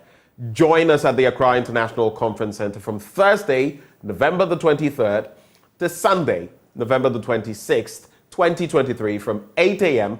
to 6 p.m. each day. Come engage with experts who will guide you through the home ownership process. We all want to have a home. It's part of the self-actualization process. But how do you go about it? We'll give you the answers. The 2023 EcoBank Joy News Habitat Fair is more than just an exhibition. It's the gateway to your dream home. The EcoBank Joy News Habitat Fair is in partnership with EcoBank, the Pan-African Bank. It's also powered by the Planned City Extension Project from Cities and Habitats Rent to Own, and sponsored by Elegant Homes and General Construction Limited, where quality meets value. Global Lighting, your solution to quality lighting. Syntex Tank, a strong, a tough. Gold Key Properties, building prestige since 1997. Springfield Estates, where dreams are built. Virtual Security, complete security solutions. DBS, your roofing experts. Virtual InfoSec Africa, security solutions by design. Saint-Gobain, making the world a better plan. Clifton Homes, beautiful homes, wise investments. And the Kensington Heights, Airport City Kumasi by HDG Homes Limited. But today, I did mention that two of our sponsors were joining us on the show. The first is here. She's a known face in this industry and in this studio. Dorothy Kwashi is Executive Director, Elegant Homes and General Construction Limited. And she joins us today for a conversation. Good morning, Dorothy. Good morning, Benjamin. It's good to have you come through one more time. Sure, good to see you too.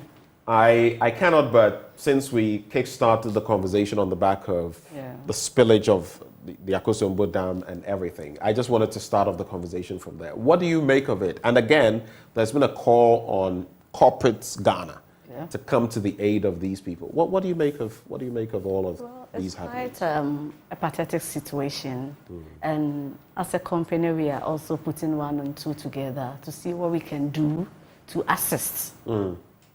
And that's heartwarming. That's really good to hear. Because if we all do something, there's the saying that if we all help hold the sky up, it doesn't fall on anybody's head. But let's come back to the main issue. We're gearing up for the Joy News EcoBank Habitat Fair in its 14th season. It's been a long way, and you've also come along with us for quite a while now. Let's start with Elegant Homes and General Construction Limited.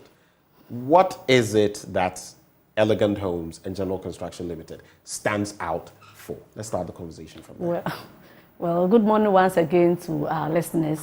Elegant Homes is a force to reckon with when it comes to the building industry.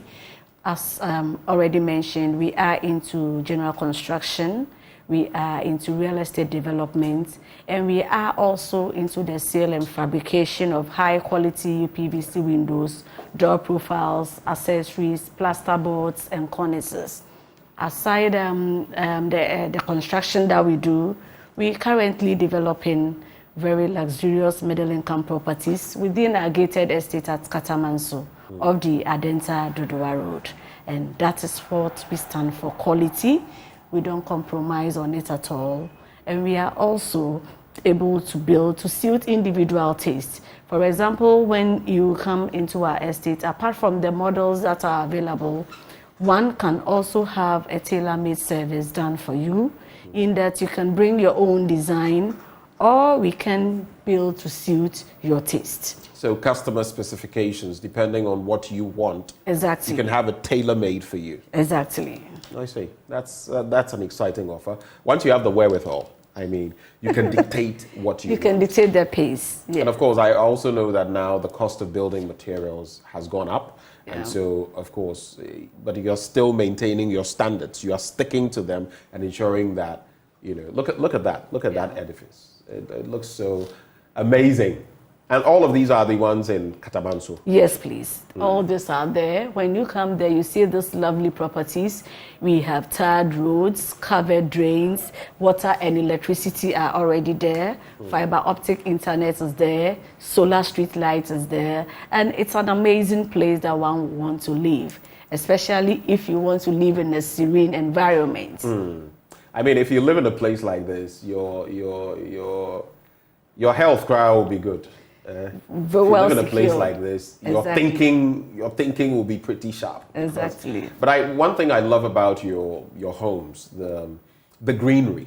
Exactly. The greenery. People underestimate that, but it does a lot, even for your health. Sometimes there are people who are sick with what ought to be terminally ill, situations, and then because of the impact, the environment, there's a reversal. So we know all of that. But as a repeat customer, I have to ask, why do you keep coming back? Why are you sponsoring the show one more time? What is it about the Joy News EcoBank Habitat Fair?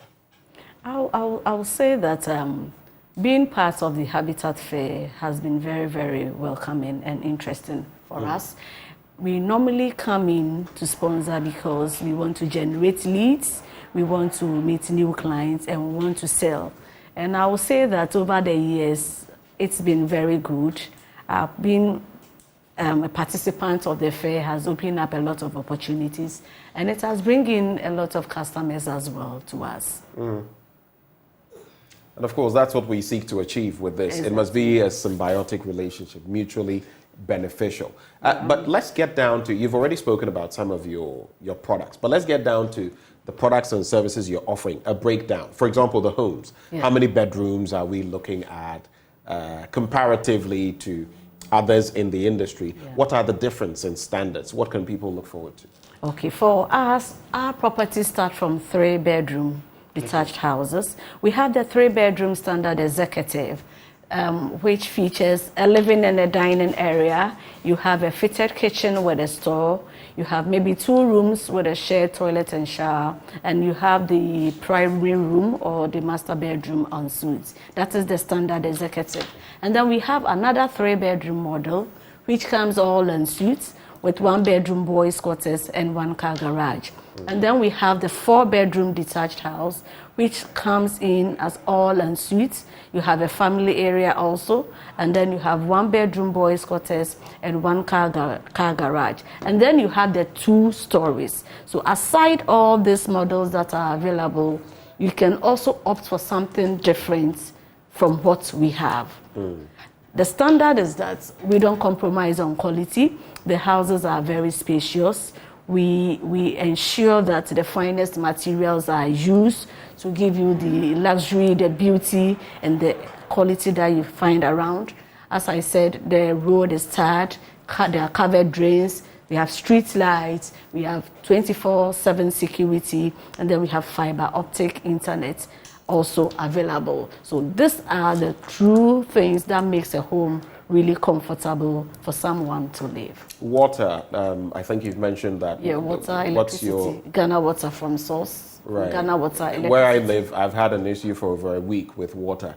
Constant supply of water. Constant supply of water. How do you manage that? Because we have a standby water supply. We have our own borehole. Okay. And then we also powered it, desalinate it, and then we can supply when water You have your own desalinators. Yeah. So even if the Ghana Water Company Limited goes off. Yeah, we can supply to the community for. Oh, wow. To them. Even more reason for you to grab an elegant home. Then you get water from our source. I see. In terms of products, I know you're outfitting Katamanso, but do you have any new packages, any new offers, any new products? Yeah, we have UPVC. We have UPVC that we sell. Okay. We have the plaster boards as well, the cornices. And these are sold by our sister company, Elegant Homes Products Limited. Okay. So normally, if you are familiar with stands, you always see that aside the videos and all that, we have our windows, we have our plaster boards, we have our cornices available for sale. So for those who are also building on your own, you can also buy those products from us. We sell to the public, and we use some for our estates as well. I speak to a lot of people on these, and some will tell you we get our products from Turkey, we do this and we do that. As far as the PVC elements are concerned, how do you secure your products? Are they manufactured here? What are the standards? Yeah, they are imported from Turkey and they are ISO certified. Okay. Yeah. So what we do here is to fabricate, to suit the individual window sizes and all that. So they are imported from Turkey. So no matter the size, you can... Yes, we can fabricate for you, yeah. Right. What then, ahead of the Joy News EcoBank Habitat Fair? Of course, this is going to be massive this year. Exactly. The road shows, the different stops have been many. I was excited when we went to Tema because for the first time, you know, that community also got to engage with us. But what can people expect as they come to the Accra International Conference Center and come to the stand of Elegant Homes? What packages, discounts, product offers do you have? Prospective homeowners are assured of 10% discount from us. You are assured of a fitted kitchen 10%. with appliances. You are also assured of a video doorbell. You are assured of many more. So if, as part of your resolution for 2023, you know 2023 is gradually coming to an end. If as part of your resolution for 2023, you want to own a property, then Elegant Homes is always ready to help you achieve that dream. Okay. Are there any payment plans? Do you operate with payment plans? Sure, we have payment plans. We have about 3 types of payment plans. The first one, obviously, is cash and carry or outright purchase, where clients can do 50% payments and then within 6 months, pay up the remaining income for their homes. The second part of it is mortgages. You know, we are affiliated with EcoBank, Cal Bank, Republic Bank, and any bank that is ready to assist patrons buy a home. And with that, you pay between 20 to 25% as deposits, and then you have the remaining spread between 10 to 15 years for you, but you have to meet the requirements of the bank. And then the third one is what we have termed the personal self-financing, where clients can pay 50%, you can do 40%, and then pay the remaining between 12 to 18 months. But then full payments must be completed before you move into the home. So these are the other terms of payments that we have. So there's something for everybody, depending on your pocket. Your pockets. Right. That's interesting. Well, thank you for making it so lovely for us to own homes, and thank you for the work you're doing. We'll still hold you to your commitment to also donating to those who have been affected by the spill. Sure. I'm on a campaign to get as many entities as possible. Oh, and some of the girls also need sanitary towels and pads. No problem. As you go there, contemplate some of that. Any final words? Sure. Before the fair, before 23rd, if you want to reach us, you can call us on 0244 699 053 or 057 659 7419. Dorothy, could you take those numbers again, but slowly so we can get them very well? Sure. If you want to reach us before 23rd, you can call us on 0244 699 053 or 057 659 7419. You can send us an email through sales@eleganthomesgh.com or visit our website www.eleganthomesgh.com. Elegant Homes is where quality meets value. Indeed, Elegant Homes where quality meets value, and this has been our interaction with the Executive Director, Elegant Homes and General Construction Limited, Dorothy Kwashi. Stay with us because up next we have another such conversation, and that's why you need to actually just come along, because on D-Day it's going to be spectacular when it comes to owning your home, building your home, whether it's affordability you're looking at, luxury, comfort, we have it all covered. Up next, we're going to have a conversation with Global Lighting, and the marketing executive, Nicholas Soate, is with us. He'll be joining us shortly. We'll be right back.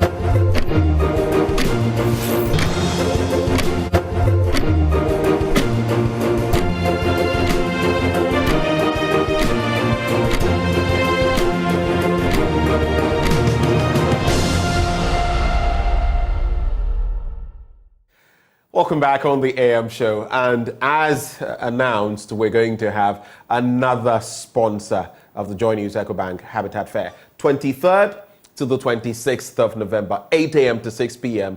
It's going to be fantastic, spectacular. And if you don't participate, you lose out.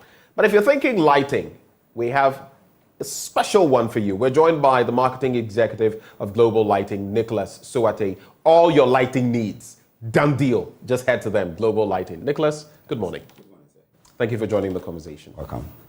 Sir, the Jawa classroom. Jawa classroom. You can call me Ben. Ben, right. Anyway, so lighting is crucial when it comes to any house, any office, whatever it is. You can't do without lighting. Imagine the studio, for example, without the lights around. So that's how crucial what you do is. But tell us a bit about Global Lighting. Okay, Global Lighting is a Ghanaian-owned company. It was incorporated in 1992. Oh, wow. For over 20 years, we've supplied, we've installed, and we've provided quality lighting to our clients and our customers. We don't compromise on the type of lights that we offer to our customers because we make sure whatever lights we give you is going to serve the purpose for which you bought the lights. And we also our lights also gives you value for money. We have wide ranges of lights. We have, any close your eyes and you think of any lights, we have it for you. Starting from chandeliers, we have. I was just about to say, do you guys have chandeliers as well? Yes, we have spotlights, we have floodlights, we have in-ground strip lights, we have even ceiling fans, PVC pipe, conduit boxes. Everything lighting. Even from the time you start your building from the scratch, so you finish, we've got you covered. So Global Lighting is all about lighting and electrical fittings as well. Strobe lights too. Strobe lights. Strip. Oh, okay. That light you hide in the ceiling. Yeah. You don't see the lights. You don't see the lights, but you see the effects on the ceiling. That is the strip lights. So. And it comes in different colors. Someday we'll get there. Yeah, you have to. You're already there. You're already there. You're already there. We're already there. But let's talk about what has brought you on board as far as the EcoBank Joy News Habitat Fair is concerned. What made you want to join as a sponsor? Okay, so when the Habitat Fair started from the Providence Towers, we were part of it. And over the years, I can't deny the fact that Habitat Fair has also given us another wide range of customers because it has also introduced us to another customer base as well. And it has been beneficial to our company as a whole. So this year we decided that, okay, why don't we also sponsor so that if by sponsoring, we can also have people that will come on board so that their products and their products and services will also be known to the general public. So mainly just to help the Habitat Fair grow. For something to grow, you need more sponsors. So when they brought us the proposal, we didn't think twice. Management said, okay, then let's go for it. Let's just sponsor because the other reason why we've also increased our customer base. So that is the main reason why we decided to sponsor. Win-win situation. Win-win situation. You scratch my back, I scratch yours. Back, but we've always been doing this to ensure that those in this environment can. Why we also do it is to ensure this sector grows, and of course we grow along with the sector. You've already mentioned some of the products you have. Yeah. Can you give a further breakdown of any other specific or special product offerings you have? Is there anything else you've not mentioned yet? I've covered basically. Now we have the distribution board. I didn't mention it. Distribution board. Okay, what is that? Distribution board, when you are building, after doing your wiring, you have to use the distribution board so that when there is any electrical faults, the distribution board will trigger and it goes off. Okay. So that you don't get any electrical shock in the room, or sometimes you can even burn down the house if your wires are not well done and you don't have a distribution board. We also have a distribution board. Like I said, we have the PVC pipe. We have everything lighting, from the inside and outside lights, from lighting for commercial purposes as well. Then we also don't compromise on quality. We make sure what we bring on board is giving you value for money. Because lights that you have to use for 6 months, when you buy from Global Lighting, you're going to use it for as as long as a year or two, sometimes 5 years, depending on the type of light that you bought. So we have every light that you can think of. Everything, we have it covered. Do you have warranty on your products? Yes, we have warrants on our products. We have up to 5 years warrants on specific products. You know, the warrants varies based on the products that we are offering or we are giving you. And so we have warrants. We have warrants. Yeah, we do have warrants. Okay. How about after service? We do after service. That is one important thing that Global Lighting we don't take for granted. What we do, we don't just sell the light to you. After selling the light to you, we follow up with after sales service to make sure that, or to be sure that the lights that you are using, if you have any issue, because we have warrants on it, if you fall within that warrants, we change it for you. Because we don't bear the cost fully. We also have to send it to our suppliers. Then you have to change it for us. So for you not to bear the cost or the loss of buying from us, whenever you have an issue, technical issue on the light, you bring it to us, we change it for you. We make sure we replace it with a new one for you. If it can be repaired, we can repair it for you at no cost. So you take it back. And we also have discounts. So apart from the board you spoke of, are there any other new products you have? Okay, now we have products you are looking at getting. Yes, now we have brought new company on board, and it's a GM company. They are an Indian company, very good in lighting. So they are those that now we've partnered with, and they'll be supplying all our lights for us. So they are on this coming 23rd at the Habitat Fair. We are going to bring most of their lights to demonstrate to the exhibitors that will come around, those who come to the fair, demonstrate some of their lights with the importance, the benefits, the quality, and how the light works. So they should expect new products from Global, as in the GM products. Okay, but in terms of the GM products, what makes them special? I'm sure if you're partnering with them, if you've made them your supplier of choice, then it means there's something special about their products. What is it? And because we don't compromise on quality, we make sure that whatever we are bringing on board, they are top-notch or they meet that quality or that specification. With GM, the reason why we are partnering with GM is it's an Indian company. And you know, Indian are also known for lighting stuff and electrical stuff. There are some specifications that we look out for in a product, especially when we talk of the surge protection of a light. You know, Ghana here, our voltage is 220. Most of the lighting that they sell here, or most lighting that they brought into the country, their surge protection is from 210 to 220 or 230, which is wrong. You know, we can have low currents, you can have high voltage. So we make sure for GM, they've surged their lighting from 85 volts to 270. So even if your current drop as low as 85, the light will still be on, it won't go off. When the light goes off, it comes on and the voltage shoots up. You still have, it shoots up to 220 or 230. With high voltage, you still have, your light is still protected because of the variance in the surge protection that they are giving us on the lights.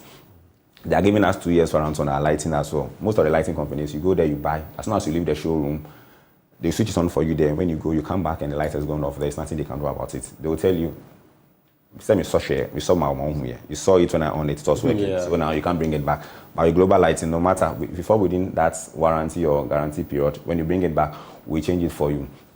And GM also is an Indian company. They've been in the lighting industry for a very long time now. What we do is, before we partner with you, we make sure we test your lights for at least 2 years. And this is lights that we've tested them for over 2 years. When you come to our showroom, we have their lights on in our showroom. It has been on for 24/7. We don't offer it to see how long the lights will last, so that we compare it to our voltage situation here, how long it's going to last here in Ghana if probably we are bringing it into the market to sell. And since 2019, before COVID, we fixed it, and up to now, the lights are still functioning. That should tell you how long the lights will last when you buy GM products. Even non-stop, using them non-stop? Yes, 24/7. So even when we leave the showroom and all other lights are off, they are still on. We just want to know how long the lights, lights works, the lumens of a light or the longevity of a light depends on the number of hours that is written on there. Okay, with our product, you have the number of hours the bulb can last. So what they tell us or what is on their box, we make sure we test the light to see if it can last that number of hours. If it's not, then we can't go for a deal with you. But if it lasts for that number of hours, then probably can strike a deal with you. So they are a company that we've tried and tested their lights, and we can say for sure that their lights are of a very good quality. And when we bring it into the market, it's going to beat other lighting companies. So it's going to give you that longevity feeling that you deserve. So between the 23rd and the 26th of this month, you will be there with your new products from GM, among others. What can those who will come through, the patrons, participants, what can they expect from Global Lighting? And do you have any discounts for them? Yeah, we do have discounts. You know, as Global Lighting, aside the quality of our lights, it's very difficult finding something of high quality at a very cheap price. But Global Lighting, we don't compromise on that. We make sure that whatever quality we are there, no matter the high standard or high quality of our lights, we still give you a discount package as well. We have a discount package on our products. Sometimes we even do credits basis. If probably you want to buy and your strength is not up to that, we do 70-30. If you are doing a big project, you can bring the project to us. We can give you 70. You can pay 70% down. Then we spread the 30% in installment. That is another sales package that we have for you aside the discounts. If you are doing a full house, we can give you a discount on the product. Any amount of money you come to our showroom with, you can definitely get a light to take home. And on the 23rd to the 26th of this month at the Habitat Fair, we are not only coming to sell light to you, we are also coming to demonstrate the light. There are some key things that you need to know when buying a bulb, when buying a light for your own good, so you don't buy inferior lights for your homes.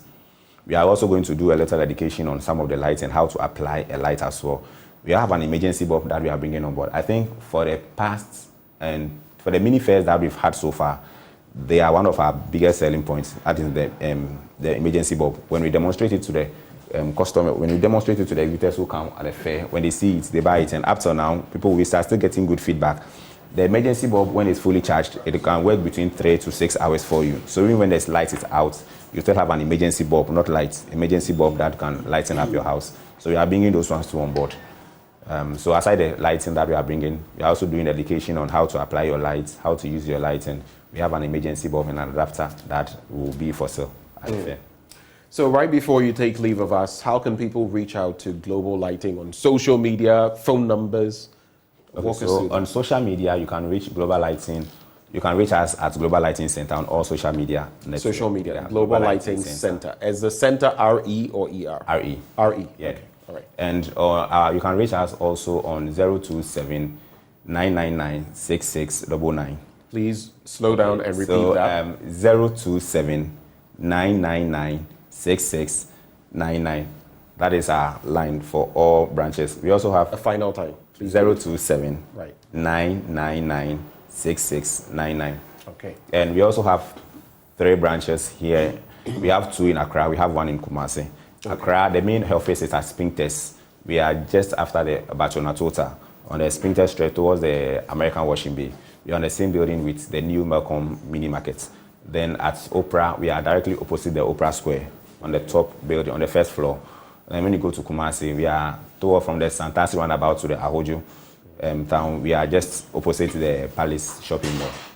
Okay. Well, Nicholas, keep lighting and brightening. One thing people don't understand is when the genesis of the world, when God created heaven, there was darkness, and He said, "Let there be light."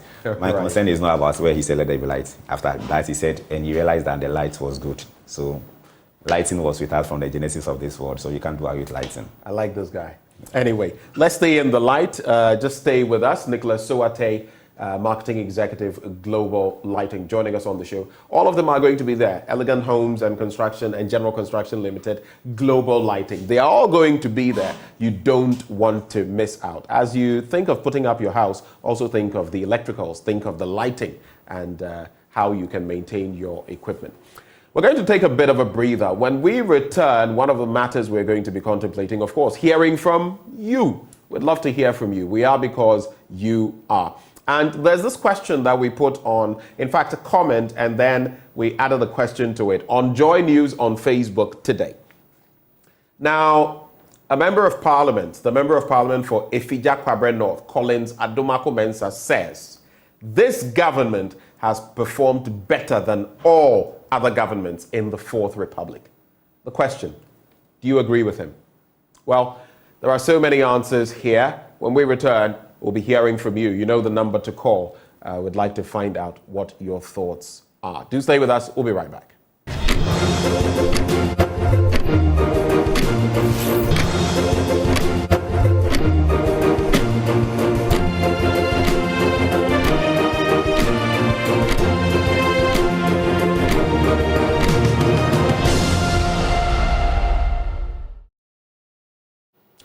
Welcome back on the AM show. On this last leg of the show, we'd love to hear from you.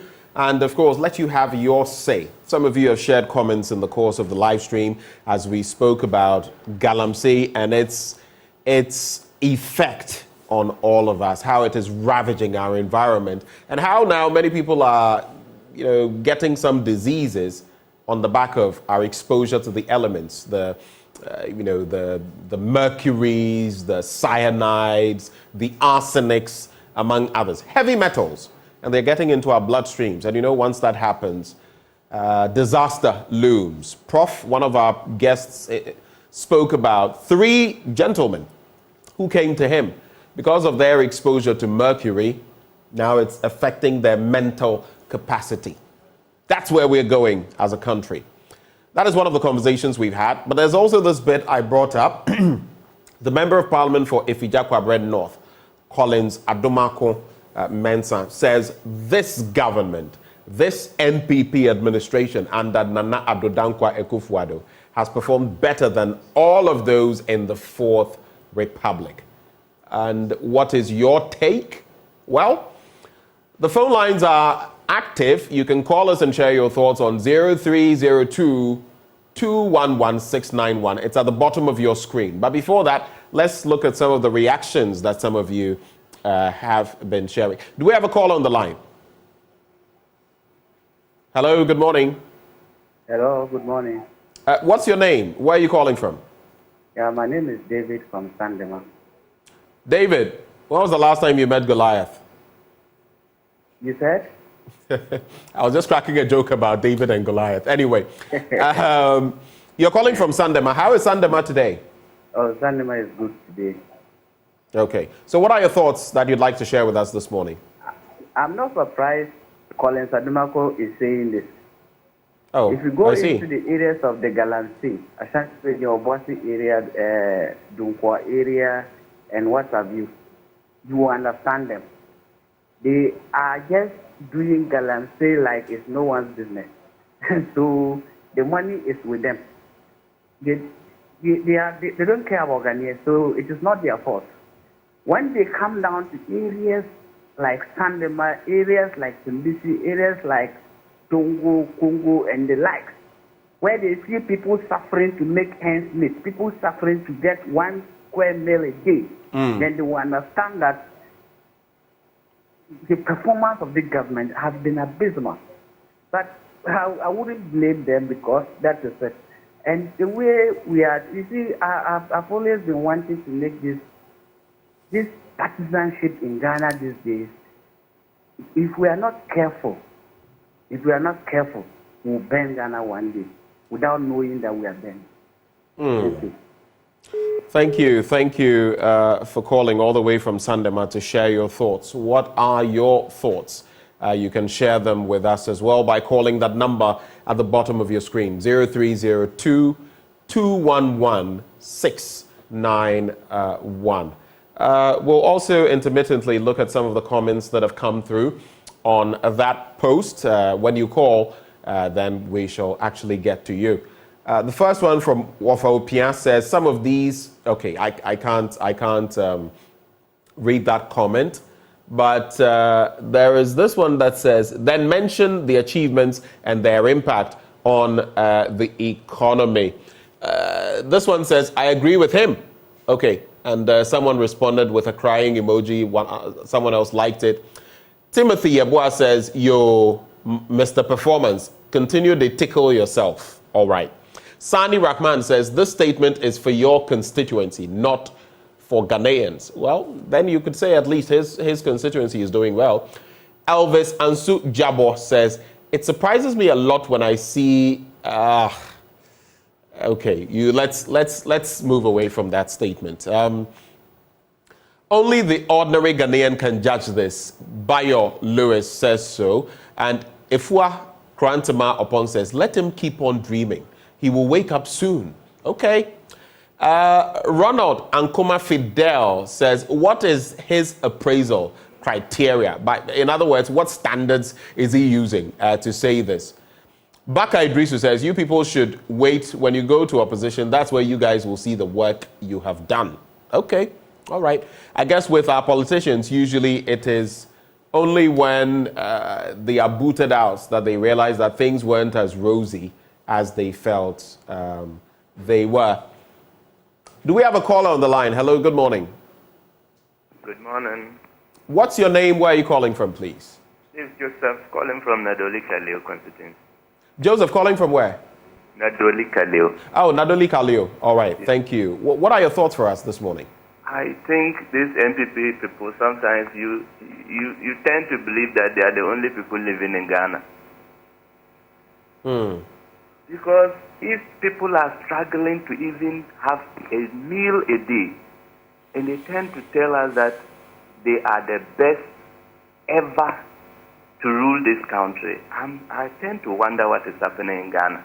Well, they are living in a different island. They are living in a different, because people are struggling. People are just finding it very difficult to even find a meal a day. So what is happening? Okay. We have to be very frank to Ghanaians. Even if you think the president admitted that things are not going well. So if somebody is saying that they have performed very well, what are they telling us? Are we fools? Anyway. Thank you. Thank you for calling from the Nadoli Kaleo constituency and for sharing your thoughts with us. Two things, though. He said in the Fourth Republic. He didn't say, throughout history, though we have heard some of them say that in the history of this country, this administration is the best. You also made the point about people not being able to get even a good meal in the course of the day. It wouldn't be the first time that has happened, but of course times are bad. We have a caller from Kumasi. Hello, good morning. Yes, hello, good morning. What's your name, sir? Please, my name is Nana. I'm calling from Kumasi. Nana, Kumasi to say? Okay, so what's... What are your thoughts for us this morning? All right, sometimes I think that some of these MPs, they need to respect the intelligence of the voters of this country. I happen to be a public servant, and I can tell you without any equivocation that, look, the current government has failed in even managing the public sector institutions we have in this country. We have colleagues in almost all these sectors, and I can tell you the mess, the corruption that has bedeviled some of these public institutions is alarming. Some of us have advocated for a change previously in 2016 that we needed a paradigm shift from the way things have been handled in this country. But trust me, my brother, the state of affairs as we speak, sometimes I wish that the media could reach out to some of these state institutions, the individual state institutions, and go there and see how public sector institutions are being run in this country. When we have people who are in charge of public sector reforms, now we have state interest and governance authority, now we have a minister of state in charge of public enterprise. All of these people are there to ensure that the public sector deliver the public to the people. But my brother, Benjamin, it is in a mess. State institutions currently as we have is in a mess. It is being used as a conduit to just employ, foot soldiers. The standards has been lowered such that you cannot speak up. You just have to keep your cool because the least you say, you'll be victimized. And how low we have sunk the country and the state institution. And some of us, we are just sad because we held this party in high esteem and felt that they are the men to be able to change the fortunes of this country.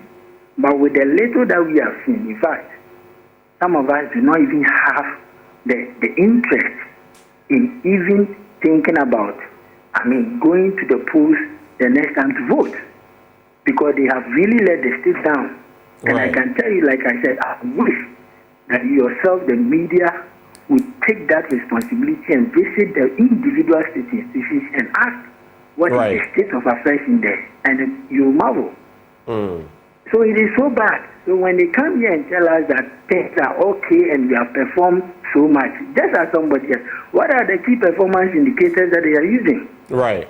We sit here and we know what is happening. So they should come and tell us how best or how better they've run the economy. Nana? It's bad. Really bad. We'll have to leave it here, but I'm grateful for the fact that you took the time to call. To all of you who took the time to call, we're very grateful to you. I'll just wrap with some of the comments coming through. James Adepakufor says, Apu, in response to that bit. And Emeritus God's Way Aka says, and that's the final comment I'll take, such an irony. Politicians will always be politicians. May God forgive you people for the economic hardship you visited on his people. That is God's people. Well, that's what time will allow us to do today on the AM show. Before I go, I'd like to celebrate a good friend. And kudos to you for your team, Professor Dakwa, Akufo-Addo, of the migration, is it gender and other, I may have got that wrong, at the University of Ghana. But Dr. Geraldine Adiku, today happens to be your birthday. You work with the Sociology Department, University of Ghana. Dr. Geraldine Adiku, happy, happy, happy birthday to you. We wish you the very best of the day. And on that note, we cap off the AM show for this morning. Up next, you can expect nothing but the best by way of news on Joy News Desk. My name is Benjamin Akako. Have a wonderful day.